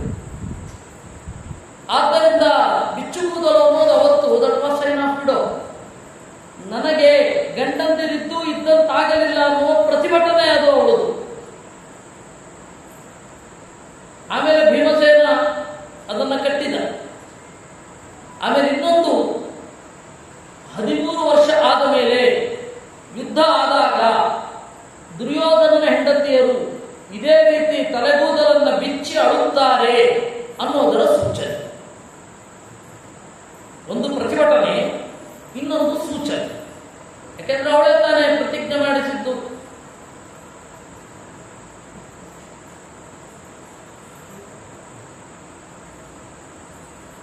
ದುರ್ಯೋಧನನನ್ನ ಭೀಮ ಸುಯೋಧನಂ ಹಂತ ಕರ್ಣಂ ಹಂತ ಸತಾರ್ಜುನ ಶಕುನಿಂ ಚಾಕ್ಷಕಿತವಂ ಸಹದೇವೋ ಹರಿಷ್ಯತಿ ಅಂತ ಅವಳದು ಮಾತು. ಅವಳು ಪ್ರತಿಜ್ಞೆ ಮಾಡಿದ ಮೇಲೆ ಇವರೆಲ್ಲ ಮಾಡಿದ್ದು. ಭೀಮೋ ದುರ್ಯೋಧನಂ ಹಂತ, ಭೀಮಸೇನನನ್ನ ಇದು ದುರ್ಯೋಧನನನ್ನು ಭೀಮಸೇನ ಕೊಲ್ತಾನೆ. ಕರ್ಣಂ ಹಂತ ಧನಂಜಯ, ಕರ್ಣನನ್ನ ಅರ್ಜುನ ಕೊಲ್ತಾನೆ. ಶಕುನಿಂಚ ಅಕ್ಷಕಿತವಂ, ಆ ಜೂಜುಕೋರ ಇದ್ದಾನಲ್ಲ ಶಕುನಿ, ಅವನನ್ನು ಸಹದೇವ ಕೊಲ್ತಾನೆ ಅಂತ ಅವಳು ಹೇಳಿದ್ಮೇಲೆ ಮತ್ತೆ ಎಲ್ಲ ಪ್ರತಿಜ್ಞೆ ಮಾಡಿದ್ರು. ಅದು ಸತ್ಯ ಹಾಗೇ ಆಗತ್ತೆ ಅಂತ ತೋರಿಸಲಿಕ್ಕೆ ಅವಳಲ್ಲಿ ಜಡೆ ಬಿಚ್ಚಿದ್ರು. ಆಮೇಲೆ ಮತ್ತೆ ಜಡೆ ಹಾಕಿಕೊಂಡಳು. ಏಕೆಂದ್ರೆ ವಿರಾಟ ಪರ್ವ ಇದರಲ್ಲೆಲ್ಲ ಅವಳು ಜಡೆ ಹಾಕಿಕೊಂಡು ಅಂತನ್ನುವ ವರ್ಣನೆ ಇದೆ. ನಮಗೆ ಈ ವೇಣಿ ಸಂಹಾರ ಅಂತ ಒಂದು ನಾಟಕ ಇದೆ, ಭಟ್ಟನಾರಾಯಣ ಅಂತನೂ ಬರೆದಿರೋದು. ಅಲ್ಲಿಂದ ಶುರು ಆಗಿತ್ತು. ಪೂರ್ತಿ ದ್ರೌಪದಿ ತಲೆಗೂದಲನ್ನ ಇದು ಮಾಡಿರ್ತಾಳೆ. ಅದು ಇನ್ನೊಂದು ಕಡೆ ಇನ್ನೂ ವಿಪರೀತಕ್ಕೆ ಹೋಯ್ತು. ರಕ್ತವನ್ನು ತಂದು ತಲೆ ಮೇಲೆ ಸುರಿತಾನೆ ಅಂತ. ಏನು ಭಯಂಕರ ರೀ! ಯಾವುದೋ ರಕ್ತ ತಂದು ತಲೆ ಮೇಲೆ ಸುರಿದ್ರೆ ಅದು ಕೂದಲೆಲ್ಲ ಗಂಟಾಗಲ್ಲ, ಬಿಡಿಸ್ಕೊಳ್ಳೋದು ಎಷ್ಟು ಕಷ್ಟ. ಕಾಮನ್ ಸೆನ್ಸ್ ಇಂದೇ ಮಾಡ್ತಾರೆ. ನಮ್ಮ ಜನಕ್ಕೆ ಮಹಾಭಾರತವನ್ನು ಓದುವಾಗ, ರಾಮಾಯಣವನ್ನು ಓದುವಾಗ ಒಂದು ಕಾಮನ್ ಸೆನ್ಸ್ ಇರಬೇಕು ಅನ್ನುವ ಕಾಮನ್ ಸೆನ್ಸ್ ಕೂಡ ಇಲ್ಲ. ಯಾರೋ ತೋರಿಸಿದ್ದನ್ನ, ಯಾವುದೋ ಹಾಡಲ್ಲಿ ಬಂದಿದ್ದನ್ನ, ಯಾವುದೋ ನಾಟಕವನ್ನು ಗಟ್ಟಿಯಾಗಿ ತಲೆ ಇಟ್ಕೊಂಡ್ಬಿಡ್ತೀವಿ. ಮೂಲ ಭಾರತದಲ್ಲಿ ಏನಿದೆ ಅಂತ ಜನರನ್ನು ಕೇಳಬೇಕು ಅಥವಾ ಒಂದು ಸ್ವಲ್ಪ ಚಿಂತನೆ ಮಾಡಬೇಕು ಅಂತಾನೆ ಅನ್ಸಲ್ಲ ನಮಗೆ. ಯಾರು ಹೇಗೋ ಗೊತ್ತಿಲ್ಲ. ಏನಾದರೂ ನಡಿಲಿ ಅಂತ ಹೇಳಿ ಇದೆಯೋ ಏನೋ ನಮಗೆ. ಹಾಗೆಲ್ಲ ಪರ್ಫೆಕ್ಟ್ ಆಗಿ ತಿಳ್ಕೊಳ್ಬೇಕು. ತಿಳ್ಕೊಂಡ್ರೆ ಜುಗುಹೇ ದಕ್ಷಿಣೆ ಪಾರ್ಶ್ವೆ ಮೃದು ಲಸಿತಲೋಚನ. ಆಮೇಲೆ ತನ್ನ ತಲೆಗೂದಲು ಕಾಣದಂತೆ ಒಂದು ಬಟ್ಟೆಯನ್ನ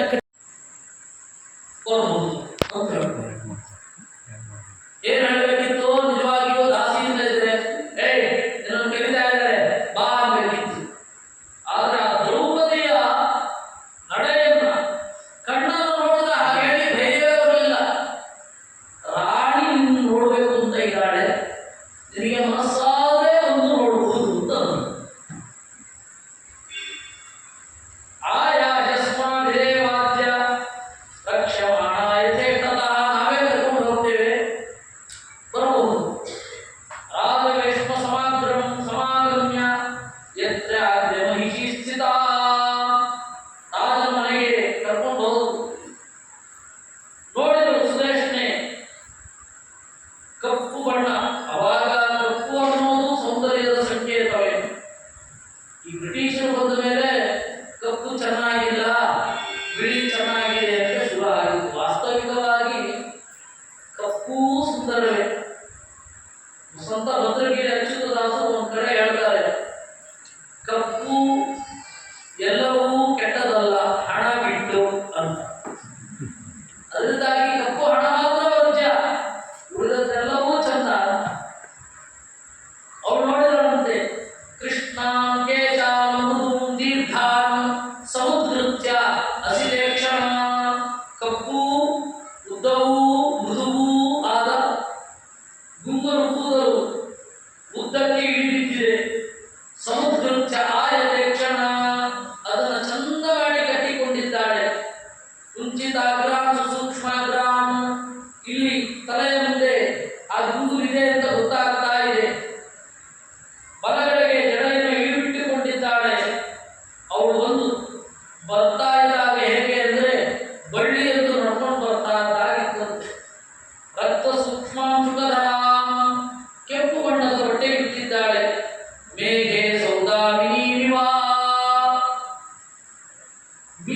ಕಳುವೆ ಮೋಡದ ನಡುವಿನ ಮಿಂಚಿನಂತೆ ಇದ್ದಾಳೆ. ನಾನಾವರಣ ವಿಚಿತ್ರಾಂಚ, ಯಾವ ಯಾವ ಅಂಗ ಯಾವ ಯಾವ ಬಣ್ಣದಲ್ಲಿ ಇರಬೇಕು ಆಯಾ ಬಣ್ಣದಲ್ಲಿ ಇದ್ದಾಳೆ. ಎಲ್ಲವೂ ಬಿಳಿಯಾಗುವ ಗತಿಯಲ್ಲಿ, ಎಲ್ಲವೂ ಕಪ್ಪಾದ ಗತಿಯಲ್ಲಿ.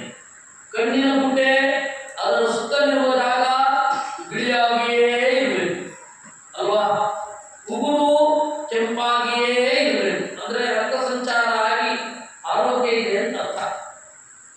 ಸುಭ್ರೂಂ ಸುಕೇಶೀಂ ಸುಶ್ರೋಣೀಂ, ಚಂದದ ಹುದ್ದು, ಇಡೀ ಚಂದದ ದೇಹದ ಒಂದು ನಡೆ, ಬಡವಾದ ನಡು, ಬಹು ಪುಷ್ಪೋಪಸಂಕೀರ್ಣಾಯಾಂ ಭೂಮ್ಯಾಂ ವೇದಿರಿವಾಧ್ವರೇ, ಹೂವಿನಿಂದಲೇ ಶರೀರವನ್ನು ಮಾಡಿದ ಹಾಗೆ ಇದೆ. ಆ ತರಹ ಗೂಢಕೃಪಾಮರಾರೋಹಾಂ ಕೃಷ್ಣಾಂ ತಾಮ್ರಾಯತೆ ಕ್ಷಣಾಂ ನಾದಿರಸ್ವಾಂ ಮಹದೀಂ, ಮಧ್ಯಮವಾದ ಆಕಾರದಲ್ಲಿ ಅವಳಿದ್ದಾಳೆ. ಒಳ್ಳೆ ಬೆದರಿದ ಜಿಂಕೆಯಂತೆ ಅಗಲವಾದ ಕಣ್ಣುಗಳಿದೆ, ಲಕ್ಷ್ಮಿಯಂತೆ, ವಿದ್ಯೆಯಂತೆ, ರೋಹಿಣಿ ನಕ್ಷತ್ರದಂತೆ, ಬೆಂಕಿಯ ಜ್ವಾಲೆಯಂತೆ, ಪಾರ್ವತಿಯಂತೆ ಕಾಣಿಸ್ತಾ ಇದ್ದಾಳೆ. ಈ ರೀತಿ ಅವಳನ್ನು ನೋಡಿದ ಕೂಡಲೇ ಒಂದು ಸ್ವಲ್ಪ ಹೊತ್ತು ಮಾತೇ ಆಡಲಿಲ್ಲ ಅವಳು. ಅವಳ ರೂಪವನ್ನೇ ನೋಡ್ತಾ ನಿಂತು ನನಗೆ ಒಂದು ಪ್ರಶ್ನೆ ಇತ್ತು, ಹೆಣ್ಮಕ್ಕಳನ್ನು ಯಾರು ನೋಡ್ತಾರೆ? ಯಾಕೆ ಅಂದರೆ ದೂರದ ದೃಷ್ಟಿಯಲ್ಲಿ ನಾನು ಮದುವೆ ಆದ ಮೇಲೆ ನನ್ನ ಹೆಂಡತಿಗೆ ಕೇಳಿದ ಪ್ರಶ್ನೆ, ಯಾರು ನೋಡ್ತಾರೆ ನಿಮ್ಮನ್ನ? ಯಾಕೆ ಅಂತ ಹೇಳಿದ್ರೆ, ಉಗುರಿಗೆ ಬಣ್ಣ ಹಚ್ಚಿದ್ರೆ ಇಷ್ಟಿರುತ್ತೆ, ಎಲ್ಲಿಂದ ಕಾಣುತ್ತೆ? ಕಾಣುವುದಿಲ್ಲ. ಅದನ್ನು ಯಾರು ನೋಡ್ತಾರೆ? ಅದಕ್ಕೆ ಅವಳು ಹೇಳೋದು, ನೀನು ನೋಡೋದಿಲ್ಲ, ಹೆಣ್ಮಕ್ಳನ್ನ ಹೆಚ್ಚು ಹೆಣ್ಮಕ್ಳು ನೋಡ್ತಾರೆ. ಯಾಕೆಂದ್ರೆ ದೂರದಲ್ಲಿ ಏನೇನಿದೆ ಏನು ಗೊತ್ತಾಗಲ್ಲ, ಒಂದು ಒಟ್ಟಾರೆ ಆಕೃತಿ ಮಾತ್ರ ಗೊತ್ತಾಗೋದು. ರಾಮಕೃಷ್ಣ ಒಂದು ಅಲಂಕಾರ ಅಂತ ನನಗೆ ಅವತ್ತಿಂದ ಅರ್ಥ ಆಗ್ತಾ ಇರಲಿಲ್ಲ. ಉತ್ತರ ಸಿಕ್ಕಿತ್ತು. ಅವರು ನೋಡ್ಲಿಕ್ಕೆ ಅವರೇ ಇದ್ದಾರೆ, ನಾವು ನೋಡೋದೇನು ಬೇಕಿಲ್ಲ ಅಂತ. ಅದರಿಂದ ನೋಡ್ತಾ ನಿಂತುಬಿಟ್ಟಂತೆ ಒಂದು ಸ್ವಲ್ಪ ಹೊತ್ತು. ಹಾಗೆ ನೋಡಿ ನಿಧಾನವಾಗಿ ಮಾತು ಶುರು ಮಾಡುದು. ಕಾತ್ವಂ ಸರ್ವಾನವದ್ಯಾಂಗೀ, ಯಾರು ನೀನು? ಎಲ್ಲ ರೀತಿಯಿಂದ ಅತ್ಯಂತ ಸುಂದರವಾಗಿ ಇರುವವಳು. ನಿನ್ನ ಯಾವ ಅಂಗಾಂಗಗಳಲ್ಲಿಯೂ ದೋಷವಿಲ್ಲ. ವಾಸ್ತವಿಕವಾಗಿ ಈ ದ್ರೌಪದಿ ದೇವಿ ಇವರೆಲ್ಲರ ಸೌಂದರ್ಯ ಗುಣಗಳನ್ನು ಚಿಂತನೆ ಮಾಡಬೇಕು ಅನ್ನೋದರಲ್ಲಿ ಪರಿವಸಾನ ಆಗುತ್ತೆ. ಯಾಕೆಂದ್ರೆ ದೇವಿಯರನ್ನು ವರ್ಣನೆ ಮಾಡಬೇಕಾದ್ರೆ ಇಡೀ ಅಡಿಯಿಂದ ಮುಡಿಯವರೆಗೆ ಅವರ ವರ್ಣನೆಯೂ ಇದೆ. ಆ ಸೌಂದರ್ಯ ಅನ್ನೋದು ಅವರಲ್ಲಿ ಎಷ್ಟು ಗುಣಗಳಿದೆ ಅಂತ ಅನ್ನೋದಕ್ಕೆ ನಾವು ಸೂಚಕ. ಮಧ್ವಾಚಾರ್ಯರು ಈ ಸಂಗತಿಯನ್ನು ಹೇಳಿದ್ದಾರೆ. ಸೌಂದರ್ಯ ಶಾಸ್ತ್ರದ ಬಗ್ಗೆ ಮಾತನಾಡಿದ್ದಾರೆ ಆಚಾರ್ಯರು. ಗಂಡು ಸೌಂದರ್ಯ ಯಾವುದು, ಹೆಣ್ಣು ಸೌಂದರ್ಯ ಯಾವುದು, ಆ ಸೌಂದರ್ಯ ಏನನ್ನ ಹೇಳುತ್ತೆ ಅಂತ. ಅದರಿಂದ ಬಹಳ ಸೊಗಸು. ಮಧ್ವಾಚಾರ್ಯರ ಬಗ್ಗೆ ತಿಳ್ಕೊಳ್ಳಿಕ್ಕೆ ಹೋದ್ರೆ, ಅವರ ಗ್ರಂಥವನ್ನೇ ಮುಟ್ಟಿದರೆ ಬಹಳ ಸೊಗಸಾದ ವಿಚಾರಗಳು, ಎಲ್ಲರೂ ಆಸ್ವಾದನೆ ಮಾಡಬಹುದಾದ ವಿಚಾರಗಳಿದೆ. ಅವರು ಬರೆದದ್ದು ಯಾಕೆ ನಮ್ಗೆ ಅರ್ಥ ಆಗಲಿ ಅಂತಲ್ವಾ? ಅರ್ಥ ಆಗದೇ ಇರಲಿ ಅಂತ ಯಾರು ಬರೆದಿದ್ದಾರ? ಜನ ಏನು ಮಾತಾಡ್ತಾರ್ರಿ? ಏನೇನೋ ಮಾತಾಡ್ತಾರೆ ಜನ, ಬಿಡಿ. ನಾವು ಆಚಾರ್ಯರ ಗ್ರಂಥವನ್ನ ಯಾರು ಹೇಳ್ತಾರೆ ಅವ್ರ ಹತ್ರ ಹೋಗಬೇಕು. ನೇರವಾಗಿ ಮಧ್ವಾಚಾರ್ಯರಿಗೆ ಶರಣಾಗಿ ಅವರ ಗ್ರಂಥವನ್ನು ಓದಬೇಕು ಅಷ್ಟೇ. ಅದು ಲಿಂಗ ಭೇದವೂ ಬೇಕಿಲ್ಲ, ತಿಳ್ಕೊಳ್ಬೇಕಲ್ವ, ಎಲ್ಲರೂ ತಿಳ್ಕೊಳ್ಬೇಕು. ಗಂಡು ಮಕ್ಕಳಿಗಿದ್ದ ಹಾಗೆ ಹೆಣ್ಣು ಮಕ್ಕಳಿಗೂ ಮಧ್ವಾಚಾರ್ಯರೇ ಬೇಕಾಗಿರೋದು. ಯಾಕೆಂದ್ರೆ ಉಸಿರಾಡಿಸ್ತಾ ಇರೋದು ಅವರೇ. ಹೆಣ್ಣು ಮಕ್ಕಳು ಬೇರೆ ಉಸಿರಾಡಿಸ್ತಾ ಇದ್ದಾರಾ? ಇಲ್ಲ ತಾನೇ.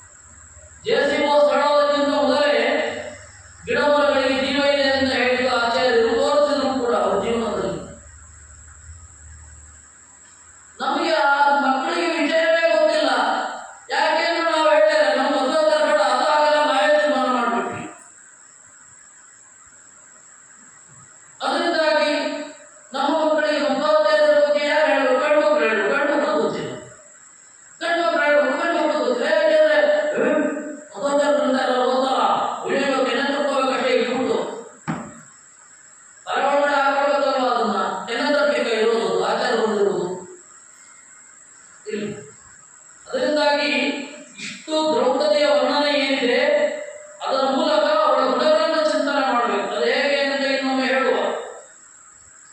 ಅವಳು ಕಂಬು ಗ್ರೀವಾ ಮೃಪಾದ ಕೊರಳು, ಗೂಢ ಶಿರಾಹ, ಈ ಇದೆಲ್ಲ ಏನು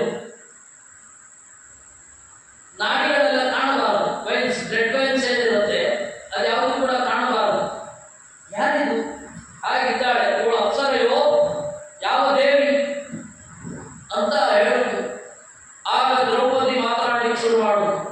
ನೈವ ದೇವಿ ಗಂಧರ್ವಿ ನ ಯಕ್ಷಿ ರಥ ಕಿನ್ನರಿ. ನಾನು ದೇವಿ ಅಲ್ಲ, ಗಂಧರ್ವಿ ಅಲ್ಲ, ಯಕ್ಷಿ ಅಲ್ಲ, ಕಿನ್ನರಿ ಅಲ್ಲ. ನನ್ನ ಹೆಸರು ಮಾಲಿನಿ ಅಂತ.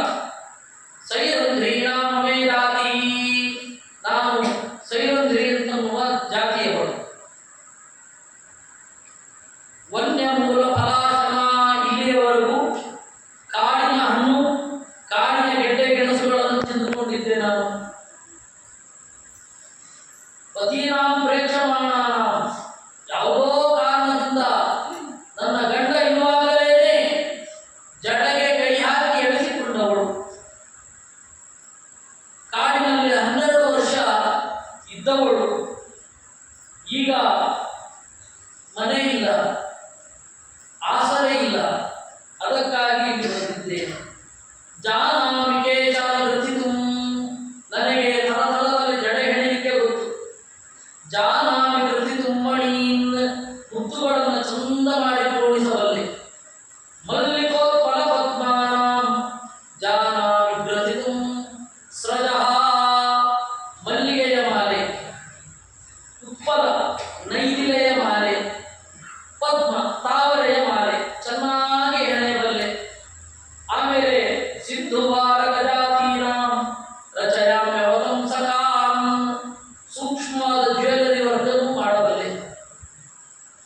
ಪತ್ರಂ ಮೃಗಾಂಗ ಮಗರು ಪಿಂಕ್ಷೇತ ಹರಿಚಂದನಂ, ಥರಥರದ ಗಂಧವನ್ನು ತೇಯಬಲ್ಲೆ. ಸೆಂಟ್ಗಳನ್ನ ಮನೆಯಲ್ಲಿಯೇ ಮಾಡಬಲ್ಲೆ. ಸೈಂಟಿಸ್ಟ್ ಇದ್ದಾಗಿ ಇವಳು ಸೈಂಟಿಸ್ಟ್. ಚಂದ ಗಂಧಗಳನ್ನ ತಯಾರಿಸಬಲ್ಲೆ. ಆರಾಧಯಂ ಸತ್ಯಭಾಮಾಂ ಕೃಷ್ಣಸ್ಯ ಮಹಿಷಿ ಪ್ರಿಯಾಂ, ನಾನು ಸತ್ಯಭಾಮೆಯಲ್ಲಿ ಸೇವೆ ಮಾಡಿದ್ದೇನೆ. ಸ್ವಯಂ ದ್ರೌಪದಿಯ ಸೇವೆ ಮಾಡಿದ್ದೇನೆ, ನಾನು ಸೇವೆ ಮಾಡಿಕೊಳ್ಳುವೆ. ಹಾಗೆ ದ್ರೌಪದಿಯನ್ನು ಸೇವೆ ಮಾಡಿದ್ದೇನೆ. ಮಾಲಿನೀತಿ ತಮೇ ನಾಮ ಸ್ವಯಂ ದೇವಿ ಚಕಾರ, ದ್ರೌಪದಿಯೇ ನನಗೆ ನಾಮಕರಣ ಮಾಡಿದ್ದು. ಏನಂತ? ಮಾಲಿನಿ ಅಂತ. ಚಂದ ಮಾಲೆ ಹೆಣೆಯಬಲ್ಲವಳು ಅಂತ ಹೇಳಿ ನನ್ನ ಹೆಸರು ಮಾಲಿನಿ ಅಂತ. ನನಗೆ ಪ್ರಾಣಿಕ ಸಮಳಾದ ಗೆಳೆಯರು ಯಾರು ಅಂತ ಹೇಳಿದ್ರೆ ದ್ರೌಪದಿ. ನ ಚಾಹಂ ಚಿರಮಿಚ್ಛಾಮಿ ಕ್ವಚಿತ್ ವಸ್ತು ವರಾನನೇ, 1 ವರ್ಷಗಳ ಕಾಲ ಮಾತ್ರ ನಿನ್ನಲ್ಲಿ ವಾಸ, ಆಮೇಲೆ ಎದ್ದುಕೊಂಡು ಹೊರಡೋದೆ. ಯೋಗ್ಯಸ್ಮಾಕಂ ತು ಹರೇ ದ್ರವ್ಯಂ ದೇಶಂ ವಸನಮೇವ ವಾ ನ ಕ್ರೋಧವ್ಯಂ ಕಿಲಾಸ್ಮಾಭಿಃ ಅಸ್ಮತ್ ಗುರು ನರೋಷಣಃ. ಏನ್ ಮಾಡೋದು? ನಮ್ಮ ಹಿರಿಯ ಒಬ್ಬ ಇದ್ದಾನೆ, ನಮ್ಮ ಯಾವ ವಸ್ತು ಕದ್ದುಕೊಂಡ್ರೂ ಸಿಟ್ಟು ಮಾಡ್ಕೋಬಾರದಂತೆ ಬೇರೆಯವ್ರ ಬಗ್ಗೆ. ಹೇಳಿದ ಯಾರ ಬಗ್ಗೆ ಗೊತ್ತಾ? ಧರ್ಮರಾಯನ ಬಗ್ಗೆ. ನಮ್ಮಲ್ಲಿ ಒಬ್ಬ ಹಿರಿಯ ಇದ್ದಾನೆ, ನಮ್ಮ ಯಾವ ವಸ್ತುವನ್ನ ಕಿತ್ಕೊಂಡ್ರು ಅವ್ರಿಗೆ ಮಾಡಬಾರ್ದಂತೆ. ಏನ್ ಮಾಡೋದು? ಆದ್ದರಿಂದಾಗಿ ನಾನು ಊರೂರು ಕಾಡು ಕಾಡು ತಿರುಗಾಡಬೇಕಾಯಿತು, ತೀರ್ಥಕ್ಷೇತ್ರವನ್ನು ಸಂಚಾರ ಮಾಡಬೇಕಾಯಿತು, ಬೆಟ್ಟಗಳನ್ನು ತಿರುಗಬೇಕಾಯಿತು. ಗಂಡನಿದ್ದೂ ಕೂಡ ಇಲ್ಲದಂತಾಯಿತು. ವೀರಪತ್ನಿ ಯದಾ ದೇವಿ ಚಲಮಾಣೇತಿ ಭರ್ತೃಷು, ನಾನು ಗಂಧಮಾದನ ಪರ್ವತದಲ್ಲಿದ್ದಾಗ ನಿನ್ನ ಬಗೆಗೆ ಗೊತ್ತಾಯಿತು. ಸ್ವಲ್ಪ ದಿವಸ ನಿನ್ನ ಹತ್ತಿರ ಇರೋಣ ಅಂತ ಬಂದೆ. ನನ್ನ ಮಾವಂದಿರು ಯಾರು ಗೊತ್ತಾ? 5 ಜನ. ಧರ್ಮ, ವಾಯು, ಇಂದ್ರ, ಅಶ್ವಿದೇವತೆಗಳು. ಅವರ ಪ್ರಸಾದದಿಂದ ನನ್ನನ್ನು ಯಾರೂ ಕೆಟ್ಟ ಕಣ್ಣಿಂದ ನೋಡಬಾರದು, ನೋಡಲಾರರು. ಹೇಗೆ ನನ್ನನ್ನು ಇಟ್ಕೊಳ್ಬೋದಾ ಅಂತ ಕೇಳುದು. ಸುದೇಶನೇ ಹೆದರಿ ಪದರು ಹುಟ್ಟಿದಳು ಅಂತಾರಲ್ಲ, ಹಾಗಾಗೋಯ್ತು. ನಭರೇಯಮಹಂಭದ್ರೇ ಸಂಶಯೋನೇನ ವಿದ್ಯತೆ. ಆಗೋದಿಲ್ಲ ಆಗೋದಿಲ್ಲ, ನಿನ್ನನ್ನು ಇಟ್ಕೊಳ್ಳಿಕ್ಕೆ ನನ್ನ ಕೈಲಂತೂ ಆಗೋದಿಲ್ಲ, ನಿನ್ನ ಸಾಧಿಕಾಗಲ್ಲ. ಯಾಕೆ ಅಂತ ನಾಳೆ ನೋಡೋಣ.